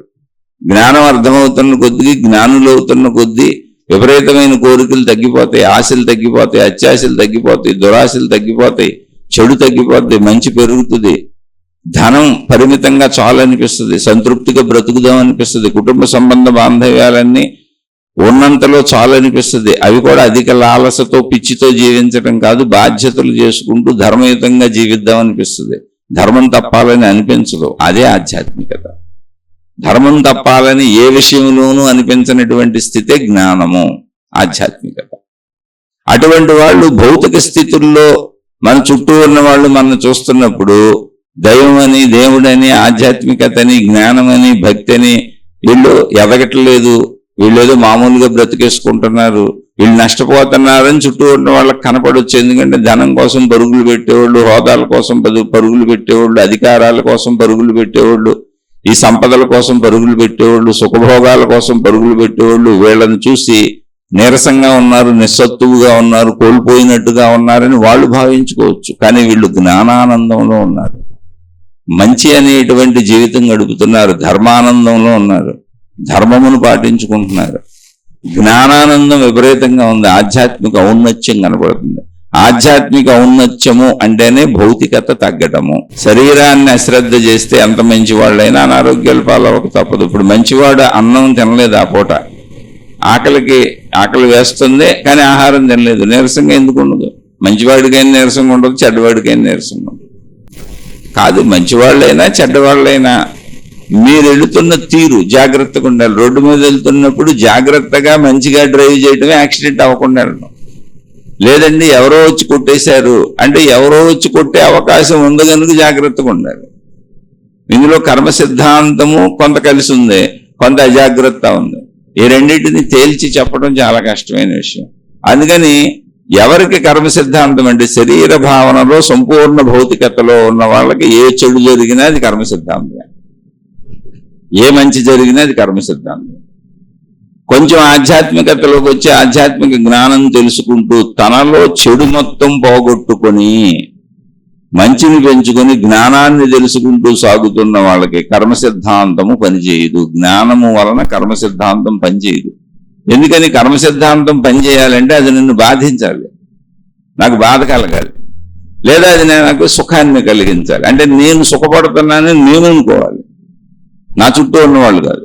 నేను బాధపడుతున్నానని నేను అనుకోవాలి, నేను సుఖపడుతున్నానని నేను అనుకోవాలి, నా చుట్టూ ఉన్నవాళ్ళు కాదు. అప్పుడు కర్మ సిద్ధాంతపు ఎఫెక్ట్ నా మీద ఉంటుంది. నేను స్వీకరించకుండా ఒక బాధని, ఒక సుఖాన్ని కర్మ సిద్ధాంతం నా మీద పనిచేస్తుంది అనేది నాకు తెలియదు. ఇప్పుడు బాధ వచ్చినా నేను స్వీకరించట్లా, కష్టం వచ్చినా నేను స్వీకరించట్లా. హాయిగా ఉన్నంతలో సుఖంగా వెళ్ళిపోదాం. జీవితంలో కష్ట నష్టాలు వస్తూ ఉంటాయి, దాన్ని మనం స్వీకరించుకుంటూ వెళ్ళటమే. జీవితం అన్నాక ఇలా ఉంటుందని జ్ఞానాన్ని తీసుకున్నాం అనుకోండి, అప్పుడు జ్ఞానము వలన బాధలు ఉండవు. జ్ఞానాగ్ని దగ్ధ కర్మాణం. ఈ జ్ఞానం అనే మెట్టు ఎవరెక్కుతారో వాళ్ళు అనంత ఆత్మశక్తి వరకు వెళ్ళిపోతారు. జ్ఞానం అనేటువంటిదే ఆత్మశక్తి వరకు తీసుకెళ్లే ప్రయాణం. ఆ జ్ఞానం వచ్చింది అంటే గుర్తు ఏంటంటే మీకు మీలోనే మీకు తెలుస్తుంది, చెడు వదిలేయాలనిపిస్తుంది, సంతృప్తిగా మంచిగా ఉండాలనిపిస్తుంది.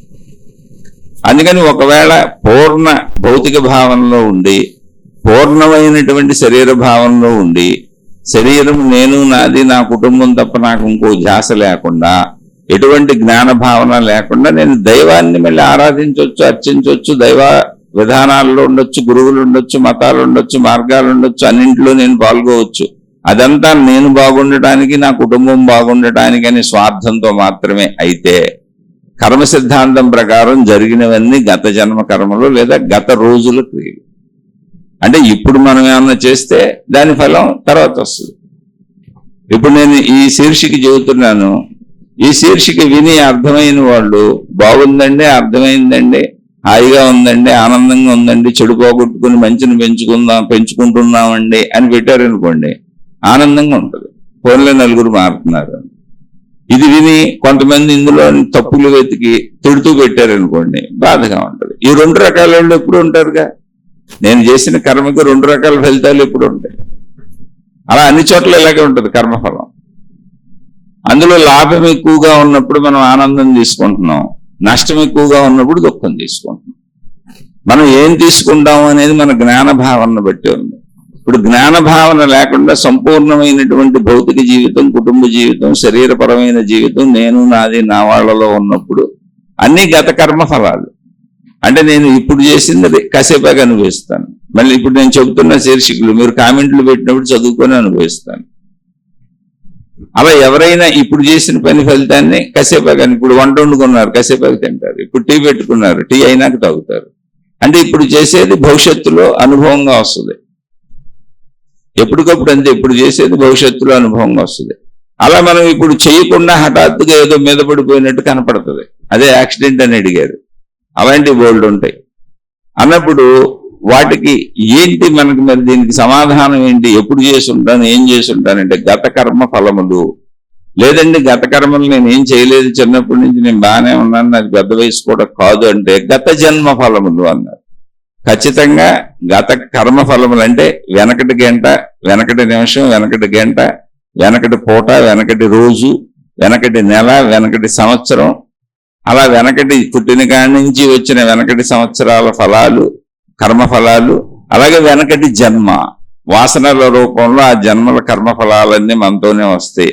అనేటువంటిది ఉన్నది. ఎందుకున్నది అంటే నిన్నటి కర్మఫలం ఇవాళకి వచ్చినప్పుడు గత జన్మలో తీరని కర్మఫలం ఉంటే ఇప్పటికి రావచ్చు. అది ఎవరు జన్మలు నమ్మేవాళ్ళు దీన్ని అంగీకరిస్తారు. మళ్ళీ జన్మలు నమ్మనటువంటి మతాలు కూడా ఉన్నాయి, వాళ్ళు దాన్ని అంగీకరించరు. కాబట్టి జ్ఞానం అనేది వస్తే, జ్ఞానంలోకి వస్తే సుఖదుఖాలను అసలు కర్మఫలాలుగా స్వీకరించడు. సృష్టిలో ఇదంతా కామనం. పగలు వస్తుంది, రాత్రి అవుతుంది. ఇప్పుడు పగలు సుఖమా, రాత్రి కష్టమా? ఎలా చెప్పాలి? కొంతమందికి రాత్రి సుఖంగా ఉంటుంది, పగలు కష్టంగా ఉంటుంది. బాబు ఈ వేడి గొడవ భరించలేకపోతున్నాం, రాత్రి హాయిగా ఉంది అనిపిస్తుంది. కొంతమందికి పగలు హాయిగా ఉంటుంది, వెలుగు ఉంది, ఎంత ఉంది, చక్కగా ఉంది. బాబు రాత్రి భయం అనిపిస్తుంది, చీకటి. ఇది మనోభావన. పగలు రాత్రి వలె ప్రపంచంలో అన్ని ద్వంద్వముగా ఉంటాయి. ఆ ద్వంద్వాన్ని నువ్వు ఒకదాన్ని సుఖమని ఒకదాన్ని దుఃఖమని ఎటువైపు వేసుకుంటున్నావు నువ్వు అనేది నీ స్థితి మీద ఆధారపడి ఉంది. అక్కడ జ్ఞానము దాన్ని ద్వంద్వత్వంలో వేసుకోదు, జ్ఞానం ఏకత్వంలో తీసుకుపోద్ది. సృష్టి అలాగే ఉంటుంది, దాని గురించిన ఆలోచన అనవసరం. మన పని మనం చేసుకుంటూ సద్భావాలతో జీవించుకుంటూ వెళ్ళిపోదాం. అదే జ్ఞానాగ్ని దగ్ధ కర్మాణం. ఈ జ్ఞానం అనేటువంటిది లేనప్పుడు అన్ని గత కర్మలే. మనం ఇప్పుడు వండుకుంటున్నాం అన్నం అంటే కాసేపకి తింటాం అని అంటాం. ఇప్పుడు వండుకోకుండా కాసేపకి తినలేం. ఇప్పుడు సంపాదించుకోకుండా, ధనం సంపాదించుకోకుండా రేపు ఖర్చు పెట్టుకోలేం. అలా అన్ని ఇప్పుడు చేస్తేనే రేపు వస్తాయి. అంటే ఇప్పుడు అనుభవించేయని నిన్న చేసినాయి. అది నిన్నటి రోజా, మొన్నటి రోజా, నెల కిందటి రోజా, సంవత్సరం కిందటి రోజా, సంవత్సరాల కిందటి విషయాలా? ఇంకా వెనక్కి వెళ్తే ఉన్నాయి, గత జన్మలో ఉన్నాయి అన్నారు. గత జన్మ నిరూపణ లేదు కానీ ఉన్నాయి అన్నాడు. కాబట్టి గత జన్మ వాసనలు వస్తాయని మహాత్ములు చెప్పారు. దాన్ని అంగీకరించి స్వీకరించాలి. ఇంత పరిశీలించుకోవలసిన అవసరం లేదు. ఏదైనా కర్మ సిద్ధాంతం అనేది శరీర పరిధిలో మాత్రమే ఉంటుంది, జ్ఞాన పరిధిలో ఉండదు. ఆ శరీర పరిధిని దాటి జ్ఞానాగ్ని దగ్ధ కర్మాణమని ఆ ద్వంద్వత్వ సుఖ దుఃఖ ద్వంద్వత్వ స్థితిని దాటి ఏకత్వ స్థితికి వెళ్ళటమే అద్వైతము, ఆత్మజ్ఞానము. ప్రతి మనిషి వెళ్ళగలడు. శరీరము, మనస్సు, ప్రాణశక్తి. ప్రాణశక్తి స్థితి అద్వైతము. అందుకే నిద్రలో మనకి శరీర మనోభావాలు లేవు, సృష్టి భావం లేదు, అసలు సృష్టి లేదు, నేను కూడా లేను. నేనుంటే మీరుంటారు, ద్వంద్వత్వం వచ్చింది. అక్కడ ఏకత్వంలో లీనమైపోయి ఉన్నాడు. అది నిద్రాస్థితి అన్నాం. అటువంటి స్థితిని మెలకువలో ప్రయత్నించుకొని మన ప్రాణశక్తి స్థితికి మనం ప్రయాణం చేస్తున్నాం. సృష్టి అంతా ఉన్నది అనంత ఆత్మశక్తే, అదే ప్రాణశక్తి. ప్రాణశక్తి ఆత్మశక్తి ఒకటే. కానీ ఇది మనకు తెలియదు. ఎందుకని శరీర భావనలో ఉన్నంత కాలం దాని పేరు ప్రాణశక్తి. ఆ ప్రాణశక్తే మనసుగా ప్రవర్తిస్తుంది. శరీరంతో చేసిన విషయాలన్నీ గుర్తుపెట్టుకున్నప్పుడు మనసు అయింది. అంటే మనసులో ఏకత్వము అనేకత్వము కలిసి ఉన్నాయి. మనసు స్వరూప స్వభావం ప్రాణశక్తి. మనసులో ఉన్న విషయాలు పరిమిత ప్రాపంచిక విషయాలు. అందుకని అనేక ఆలోచనలు వస్తాయి. ఎక్కడి నుంచి వస్తాయి? ఏక మనసులోంచి వస్తాయి. అంటే మనసులో ఏకత్వము అనేకత్వము కలిసి ఉంది. కాబట్టి శరీర స్థితిని దాటి మనోస్థితికి వచ్చినప్పుడు ఏకత్వమును దర్శించవచ్చు, అనేకత్వమును దర్శించవచ్చు. కానీ ముందు అందరికీ అనేకత్వమే దర్శనం అవుతుంది, శరీరం వైపు నుంచి లోపలికి వస్తున్నాం కనుక. అలా వచ్చి స్థిరంగా కూర్చొని శరీర భావనను వదిలి, శరీర భావనకు సంబంధించిన ప్రాపంచిక భావాలను వదిలే ప్రయత్నం చేస్తూ నిశ్చలంగా నిర్మలంగా కూర్చుంటే అప్పుడు ఏకత్వ ప్రాణశక్తి అనుభవం అవుతుంది. దానికి ఎన్ని సంవత్సరాలైనా పట్టొచ్చు. అదే తపస్సు, అదే ధ్యానము, అదే సాధన. ఆ స్థితి కోసమే మనం ఈ శీర్షికలు ఇవన్నీ చెప్పుకుంటున్నాం. ఆ స్థితినే ఆత్మజ్ఞానము, ఆధ్యాత్మిక చదువు అన్నారు. అది మనిషి యొక్క స్వయం స్థితి. ప్రతి మనిషి దాన్ని పొందగలడు. ఎందుకంటే ఆల్రెడీ పొందే ఉన్నాడు. ప్రాణశక్తి లేని మనిషి ఎవరున్నారు? అసలు ఎలా ఉంటాడు? సృష్టి అంతా ప్రాణశక్తే ఉంది. లేకపోతే జంతువులు, వృక్షాలు, గ్రహాలు, గోళాలు, నక్షత్రాలు ఇవన్నీ వీటి కదలికలు. గ్రహగోళ నక్షత్రాలు రాళ్ళు రప్పలు కాదు. మనకు భూమి మీద కొండలో రాళ్ళు కదలనట్టు కనపడుతున్నాయి. కానీ గ్రహగోళ నక్షత్రాలన్నీ కదులుతున్నాయి, తిరుగుతున్నాయి. మన భూమి, మనం నివసిస్తున్న భూమి గంటకు 1600 కిలోమీటర్ల స్పీడులో తన చుట్టూ తాను తిరుగుతుంటే మనకి 24 గంటల కాలం అయింది.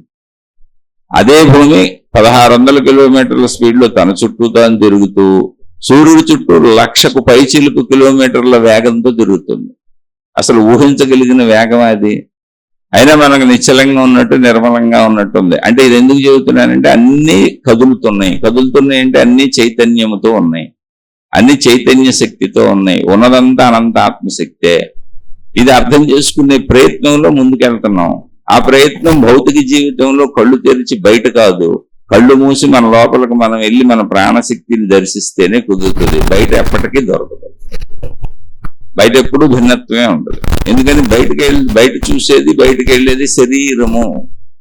శరీర స్థితిని ఆపి ఆ మానసిక శక్తిని దాని మూలంలోకి పంపాలి. దాని మూలం అంటే ప్రాణశక్తి. అంతే జరుగుతుంది. ఇందులో అద్భుతమేం లేదు. నిద్రాస్థితిలో సహజంగా జరుగుతుంది. దాన్ని మెలకువలో ట్రై చేస్తుంది. అలా ట్రై చేసిన జీవన్ముక్తి స్థితిని పొందిన మహాత్ములు ఇది నిజమే మేము పొందాము, ఏకత్వ భావన అనేది వస్తుంది ప్రాణశక్తి దగ్గరికి వెళ్తే. ఆ ఏకత్వ భావన వచ్చిన స్థితికి ఆత్మశక్తి, బ్రహ్మము, మోక్షము, ఆత్మసాక్షాత్కారము అని పేర్లు పెట్టాము అని చెప్పారు. దానికోసం ఈ ఆధ్యాత్మిక చదువుకుంటున్నాం. ఈ చదువుని ఆ మహాత్ములు, ఆ ఋషులు, ఆ మునులు, ఆ యోగులు, ఆ తపస్సంపన్నులు పూర్వకాలం నుంచి మనకు అందిస్తూ వస్తున్నారు. దాన్ని మనం అందుకుంటూ వస్తున్నాం. అలాగే ప్రతి తరంలోనూ ప్రతి కాలంలోనూ ఆ స్థితిని అనుభవించి మేము జీవన్ముక్తులయ్యామని మోక్ష స్థితిని పొంది ఇది నిజమే అని చెబుతున్నటువంటి మహాత్ములు ఉన్నారు. అందుకని అది నిజమే అని మనుషులు దాని వైపు నడుస్తున్నారు. అంతే, అది తెలుసుకోవడమే. కర్మ సిద్ధాంతం శరీరానికి పనిచేస్తుంది, జ్ఞానానికి పనిచేయదు, జ్ఞానికి పనిచేయదు. కాబట్టి వెనకటి కర్మ ఫలాలన్నీ శరీరానికి ఉండేవాళ్ళు, జ్ఞానులైనా ఎవరైనా. కానీ జ్ఞానము శరీర పరిధిని దాటించేస్తుంది, సుఖదుఖ ద్వంద్వత్వాన్ని దాటించేస్తుంది. సృష్టిలో ఎప్పుడు ఇలాగే ఉంటుంది, సృష్టి అంతా ద్వంద్వత్వము అని దానికి తెలుస్తుంది. అది ఏకత్వం వైపు తీసుకెళ్తున్నప్పుడు ఈ భావాలు తగ్గిపోతా ఉంటాయి. విడిగా శరీర భావంలో శరీర పరిమితులు అయితే అన్ని వెనకటి కర్మ ఫలాలే. అది మంచి వాళ్ళకైనా చెడ్డ వాళ్ళకైనా. వాళ్ళు మంచివాళ్ళని మనం అనుకుంటున్నాం. బాగా మంచివాడు, అన్ని మంచివాడు, కానీ విమానం తోలటం రాదు. నేను మంచివాడిని కదా విమానం తోలేస్తానని విమానం తోలటం మొదలు పెడితే యాక్సిడెంట్ అయి కూలి చచ్చిపోతాడు కదా. అప్పుడు మంచివాడు ఎట్టయ్యాడు? మంచివాడు తనకు రానిది చేయడు. మంచివాడు జాగ్రత్తగా ఉంటాడు, ఎరుకతో ఉంటాడు. ఇలా ఇవన్నీ వివేచించుకుంటూ సాగాలి. మళ్ళీ ఇప్పుడు నేను చెప్పేది జ్ఞానం అయిపోద్ది. మంచివాడు జాగ్రత్తగా ఉండాలి అని కాదు. శరీర భావంలో జరుగుతున్నాయి అన్నప్పుడు అన్ని గత కర్మ ఫలాలే. మంచివాళ్ళు లేదు, చెడ్డవాళ్ళు లేదు. ఎవరికైనా ఈ మహాత్ములకు కూడా జరిగినాయి. చెప్పాక మహాత్ములు శరీరాన్ని అశ్రద్ధ చేయటం వలన, ఆత్మజ్ఞానం కోసం శరీరాన్ని పట్టించుకోకపోవటం వలన వాళ్ళకి అనేక అనారోగ్యాలు వచ్చినాయి. ఇప్పుడు మనకైనా శరీరాన్ని సరిపోయినటువంటి తగుమాత్రపు సరైన ఆహారం ఇవ్వకపోతే ఎన్నో అనారోగ్యాలు వస్తాయి. అలాగే మానసిక ఒత్తిళ్లకు లోనవుతే ఎన్నో మానసిక జబ్బులు వస్తాయి, శారీరక జబ్బులు వస్తాయి. ఎవరికైనా వస్తాయి. శరీరం అంతేం కదా, అంతీరేది. అందుకని శరీర భావనకి జ్ఞాన భావనకి ఉన్న తేడాని తెలుసుకోండి. కర్మ ఫలాలు శరీర భావనలో ఉన్నాయి. జ్ఞాన భావనలో కర్మఫలానుభవము ద్వంద్వత్వముగా ఉండదు. జ్ఞానము వలన ద్వంద్వత్వము నశిస్తుంది. అందుకే జ్ఞానాగ్ని దగ్ధ కర్మాణం అన్నారు. ఆలోచించి చూడండి. అర్థం కాకపోతే మళ్ళీ తప్పకుండా మీకు ఏం అర్థం కాలేదో, ఎక్కడ అర్థం కాలేదో మళ్ళీ స్పష్టంగా ప్రశ్న రూపంలో అడిగే ప్రయత్నం చేయండి, విశ్లేషించుకుందాం. ఇక ఇది నచ్చని వాళ్ళు, అకారణంగా ద్వేషించేవాళ్ళు, అమ్మ మీ పాదాలకు నమస్కారం, అయ్యా మీ పాదాలకు నమస్కారం. నేను ఎటువంటి అనుభవము పొందిన వ్యక్తిని కాదు, నేను సామాన్యుణ్ణి. నన్ను నేను మంచిలో ఉంచుకోవటానికి, నా జీవితాన్ని ప్రశాంతంగా మంచిగా గడుపుకోవటానికి, నాలో ఎటువంటి చెడు తలంపులు, చెడు ఆలోచనలు, విద్వేష భావాలు, కోపతాప భావాలు, ఈర్ష్యసూయ భావాలు పెరగకుండా నన్ను నేను రక్షించుకోవటానికి ఈ ఆధ్యాత్మికత అనేటువంటి జ్ఞానపు కోటను నా చుట్టూ కట్టుకుంటున్నాను. అదే రోజు ఈ భావాలలో ఉండే ప్రయత్నం చేసుకుంటున్నాను. అందుకు ఈ శీర్షికలు. కాబట్టి ఇది నచ్చని వాళ్ళందరూ నన్ను క్షమించేసి మీ మార్గాల్లో మీరు హాయిగా ముందుకు సాగిపోండి. శుభమస్తు. మీకు మీ కుటుంబ సభ్యులకు మేలు చేకూరుగాక. మరలా మరొక కొత్త శీర్షికతో కలుసుకుందాం. ఇలా ఎన్ని విన్నా, ఎంతకాలం విన్నా సాధన చెయ్యకుండా, అంటే స్వీయముగా ఆ వింటున్నటువంటి భావాలను మనసుకు పట్టించుకోవటమే సాధన. సాధన చెయ్యకుండా ఆ అనుభవాన్ని పొందటం, అర్థం చేసుకోవటం, ఆ జీవన్ముక్త స్థితిని మనం పొంది జీవించటం కుదరదు. సాధన అత్యవసరం. అది ఎవరికి వాళ్ళు సాధన చేసుకోవడానికి వీలుగా సందేహాలు అడిగినప్పుడల్లా ఇంకా వివరంగా చెబుతున్నాను. ఈ మధ్య కాలంలో కొందరు సోదర సోదరీమణులు వాళ్ళ పర్సనల్ అనుభవాలను పంపటం, వాళ్ళు పర్సనల్గా కొంచెం రిక్వెస్ట్ చేయటం అనేటువంటి అనేక చర్యలు జరిగినాయి. ఇవన్నీ కూడా మనుషుల్ని ఎవరిని నేను కలవలేదు, కలవను కూడా. అయితే ఒక చిన్న చిరు ఆలోచన నా మదిలో కలిగింది. మనం ఇలా ఎంత చెప్పినా ఏం చేసినా సాధనకి అనుకూలమైనటువంటి ఒక వాతావరణం తయారు చేయకపోతే స్వీయముగా కష్టమేమో అనేటువంటి ఒక ఆలోచన కలిగింది. అందువలన ఆధ్యాత్మిక విద్యాలయము అనేటువంటిది ఒకటి ఏర్పాటు చేసి ఆసక్తిపరులు జిజ్ఞాసువులు అయినటువంటి వాళ్ళకి నేను అక్కడ ఉండి స్వయముగా నా దగ్గర కూర్చొని వాళ్ళ అనుమానాలు తీర్చుకుంటూ సాధన చేయడానికి అవసరమైన ఒక ప్రదేశమును ఏర్పాటు చేద్దాము. దాని పేరు ఆధ్యాత్మిక విద్యాలయము అనేటువంటి ఒక చిన్న భావన కలిగింది. అయితే ఈ భావన ఆచరణకు తెస్తానా తేనా అనేది కాల నిర్ణయము, విశ్వశక్తి నిర్ణయము, ఆత్మశక్తి నిర్ణయము, ప్రాణశక్తి నిర్ణయము, దైవ నిర్ణయము. ఎందుకనంటే ఇలా మంచి చేద్దామని బయలుదేరిన వాళ్ళు ఎందరో, ప్రజలకేదో మేలు చేద్దామని బయలుదేరిన వాళ్ళు ఎందరో డబ్బులో చిక్కుకుపోయారు, భక్తులు శిష్యులు అనేటువంటి భావాలలో చిక్కుకుపోయారు, గురుత్వము అనే భావాల్లో చిక్కుకుపోయారు, మహాత్ములు అనేటువంటి పేరుల్లో చిక్కుకుపోయారు. రకరకాలుగా వేల వేల వేల ఎకరాలలో ఆశ్రమాలు కట్టడం, ఇవి నావంటం, ఒక సమూహాలు ఏర్పాటు చేయటం, దేవుళ్ళని చీల్చేయటం, మతాలు చీల్చేయటం, మళ్ళీ వీళ్ళు కొత్త మార్గాలు పెట్టేయటం, ఇలా అనేక రకాలుగా ముక్కలుగా మళ్ళీ ఆధ్యాత్మికతను నరికేసుకుంటూ దైవత్వాన్ని ముక్కలుగా చేసేస్తూ ముందు మంచి ఉద్దేశంతోనే బయలుదేరిన వాళ్ళు అలా అయిపోయిన వాళ్ళని నేను చాలామందిని చూశాను. అంటే అటువంటి వాళ్ళకి కొంచెం దగ్గరగా కూడా ఉన్నాను నేను. అందువలన అసలు మనిషి లేకుండా చెప్పాలి, మనకు సొంత గుర్తింపు ఉండకూడదు, మన సొంత పేరు ఉండకూడదు, ఎందుకు ఇప్పుడు మన గుర్తింపుతో అవసరం ఏంటి అనే భావనతో ఇలా చెప్పడం మొదలుపెట్టాను.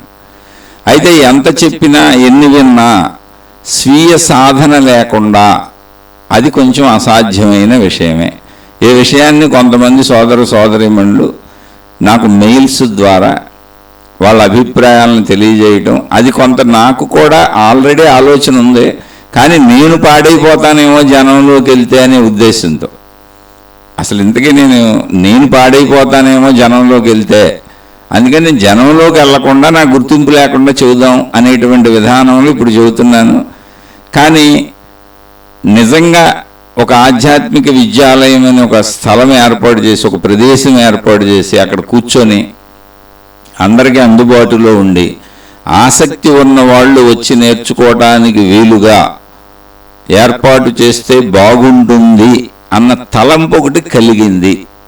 మరి ఇది చేస్తానో చేయనో తెలియదు, ఎందుకంటే నేను పాడైపోకూడదుగా. మళ్ళీ నేను గుర్తింపులకు లోనయ్యి పెద్ద నేను మళ్ళీ ఒక సమూహాలు తయారు చేసి అలాంటివి చేయకూడదు. అలాంటివి చెయ్యను నేను. నా మీద నాకు నమ్మకం ఉంది, ఒక స్థిరత్వం ఉంది. నేను ఎటువంటి సమూహాన్ని లేదా ఒక మతాన్నో ఒక దేవుణ్ణో ఒక విధానాన్నో ఒక పద్ధతినో ప్రమోట్ చేయను.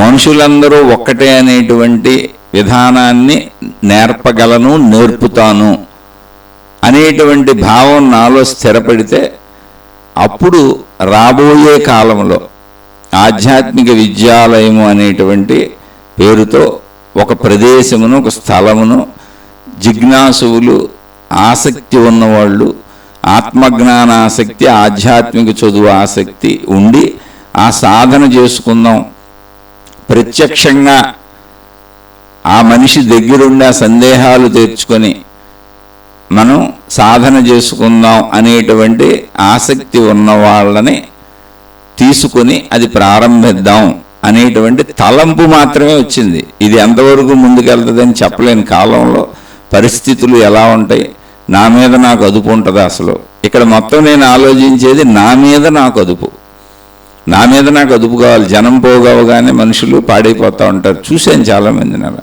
డబ్బుకి లొంగిపోతూ ఉంటారు, కీర్తి ప్రతిష్టలకు లొంగిపోతూ ఉంటారు. ఇవే మా ప్రపంచంలో కీర్తి, కామము, కనకము. గుర్తింపు కీర్తి అంటే, కామం అంటే మొత్తం కోరికలు, కనకం అంటే సంపదలు. వీటన్నింటికి లోనైపోయి మనిషి తనను తాను నాశనం చేసేసుకుంటాడు. ముందు నన్ను నేను నాశనం చేసుకోను జనం వచ్చిన, ఎందుకంటే నేను జనంలోంచే జీవితకాలం మౌనం పెట్టుకుని ఇక్కడికి వచ్చాను. మళ్ళీ నేను జనంలోకి ఒకవేళ వెళ్తే ఏమైపోతాను అనేది అని అనుమానం నాకు ఉంది. ఎందుకంటే నాకంటే ముందు వెళ్ళిన వాళ్ళు అతిరథ మహారథులు ఘనులు ఉన్నారు. కానీ వాళ్ళందరూ సమూహాలే తయారు చేశారు, మళ్ళీ దైవ విధానాలు తయారు చేశారు, కొత్త కొత్త పద్ధతులు తయారు చేశారు. నాకు తెలిసిన కొంతమంది కొత్త మతాల విధానాలు పెట్టేశారు. ఈ కాలంలో బయటకు వస్తాయి. అరే ఇదేంటారు నాయన, వీళ్ళు ఇంకా ఇలా ముక్కలు ముక్కలు చేసుకుంటా జనాలను తీసుకెళ్ళిపోతున్నారంటే ఏం లేదు, కేవలం వాళ్ళు నాయకులు అవటం కోసం. వాళ్ళు కేవలం వాళ్ళ వ్యక్తిగత విధానాన్ని ప్రజలకు రుద్ది అది దేవుడి పేరు మీద చెబుతున్నారు. నేను స్వయంగా అది అనుభవించాను ఆ విషయాన్ని. అందుకని నేను రావట్లేదు. నేను అలా పాడవను, ప్రజల్ని పాడు చేయను, కించిత్తైనా ఎదుటి వాళ్ళకి మేలు చేస్తానని నా మీద నాకు నమ్మకం కలిగిన రోజున ఆధ్యాత్మిక విద్యాలయం ప్రారంభిస్తాను. అది కూడా ఇప్పుడు కాదు, భవిష్యత్తు కాలంలో. ముందు నా మీద నాకు నమ్మకం కలగాలి, అలాగే ఆసక్తి ఉన్నవాళ్ళు కూడా ఉండాలి. అందుకని ఈ విషయం మీకు ఎందుకు తెలియజేస్తున్నానంటే, ఇది వింటున్న వాళ్ళందరూ కూడా మీ అభిప్రాయాలను కూడా కామెంట్ల రూపంలో తెలియచేయండి. దాన్ని బట్టి అసలు భవిష్యత్తు కాలంలో ఏం జరుగుతుంది, మనం ఏదైనా ప్రారంభించుకుని ముందుకెళ్తామా లేకపోతే ఇలాగే సాగుదామా అనేది కాలంలో నిర్ణయించబడుతుంది. శుభమస్తు. మీకు మీ కుటుంబ సభ్యులకు మేలు చేకూరుగాక. మరొక కొత్త శీర్షికతో కలుసుకుందాం.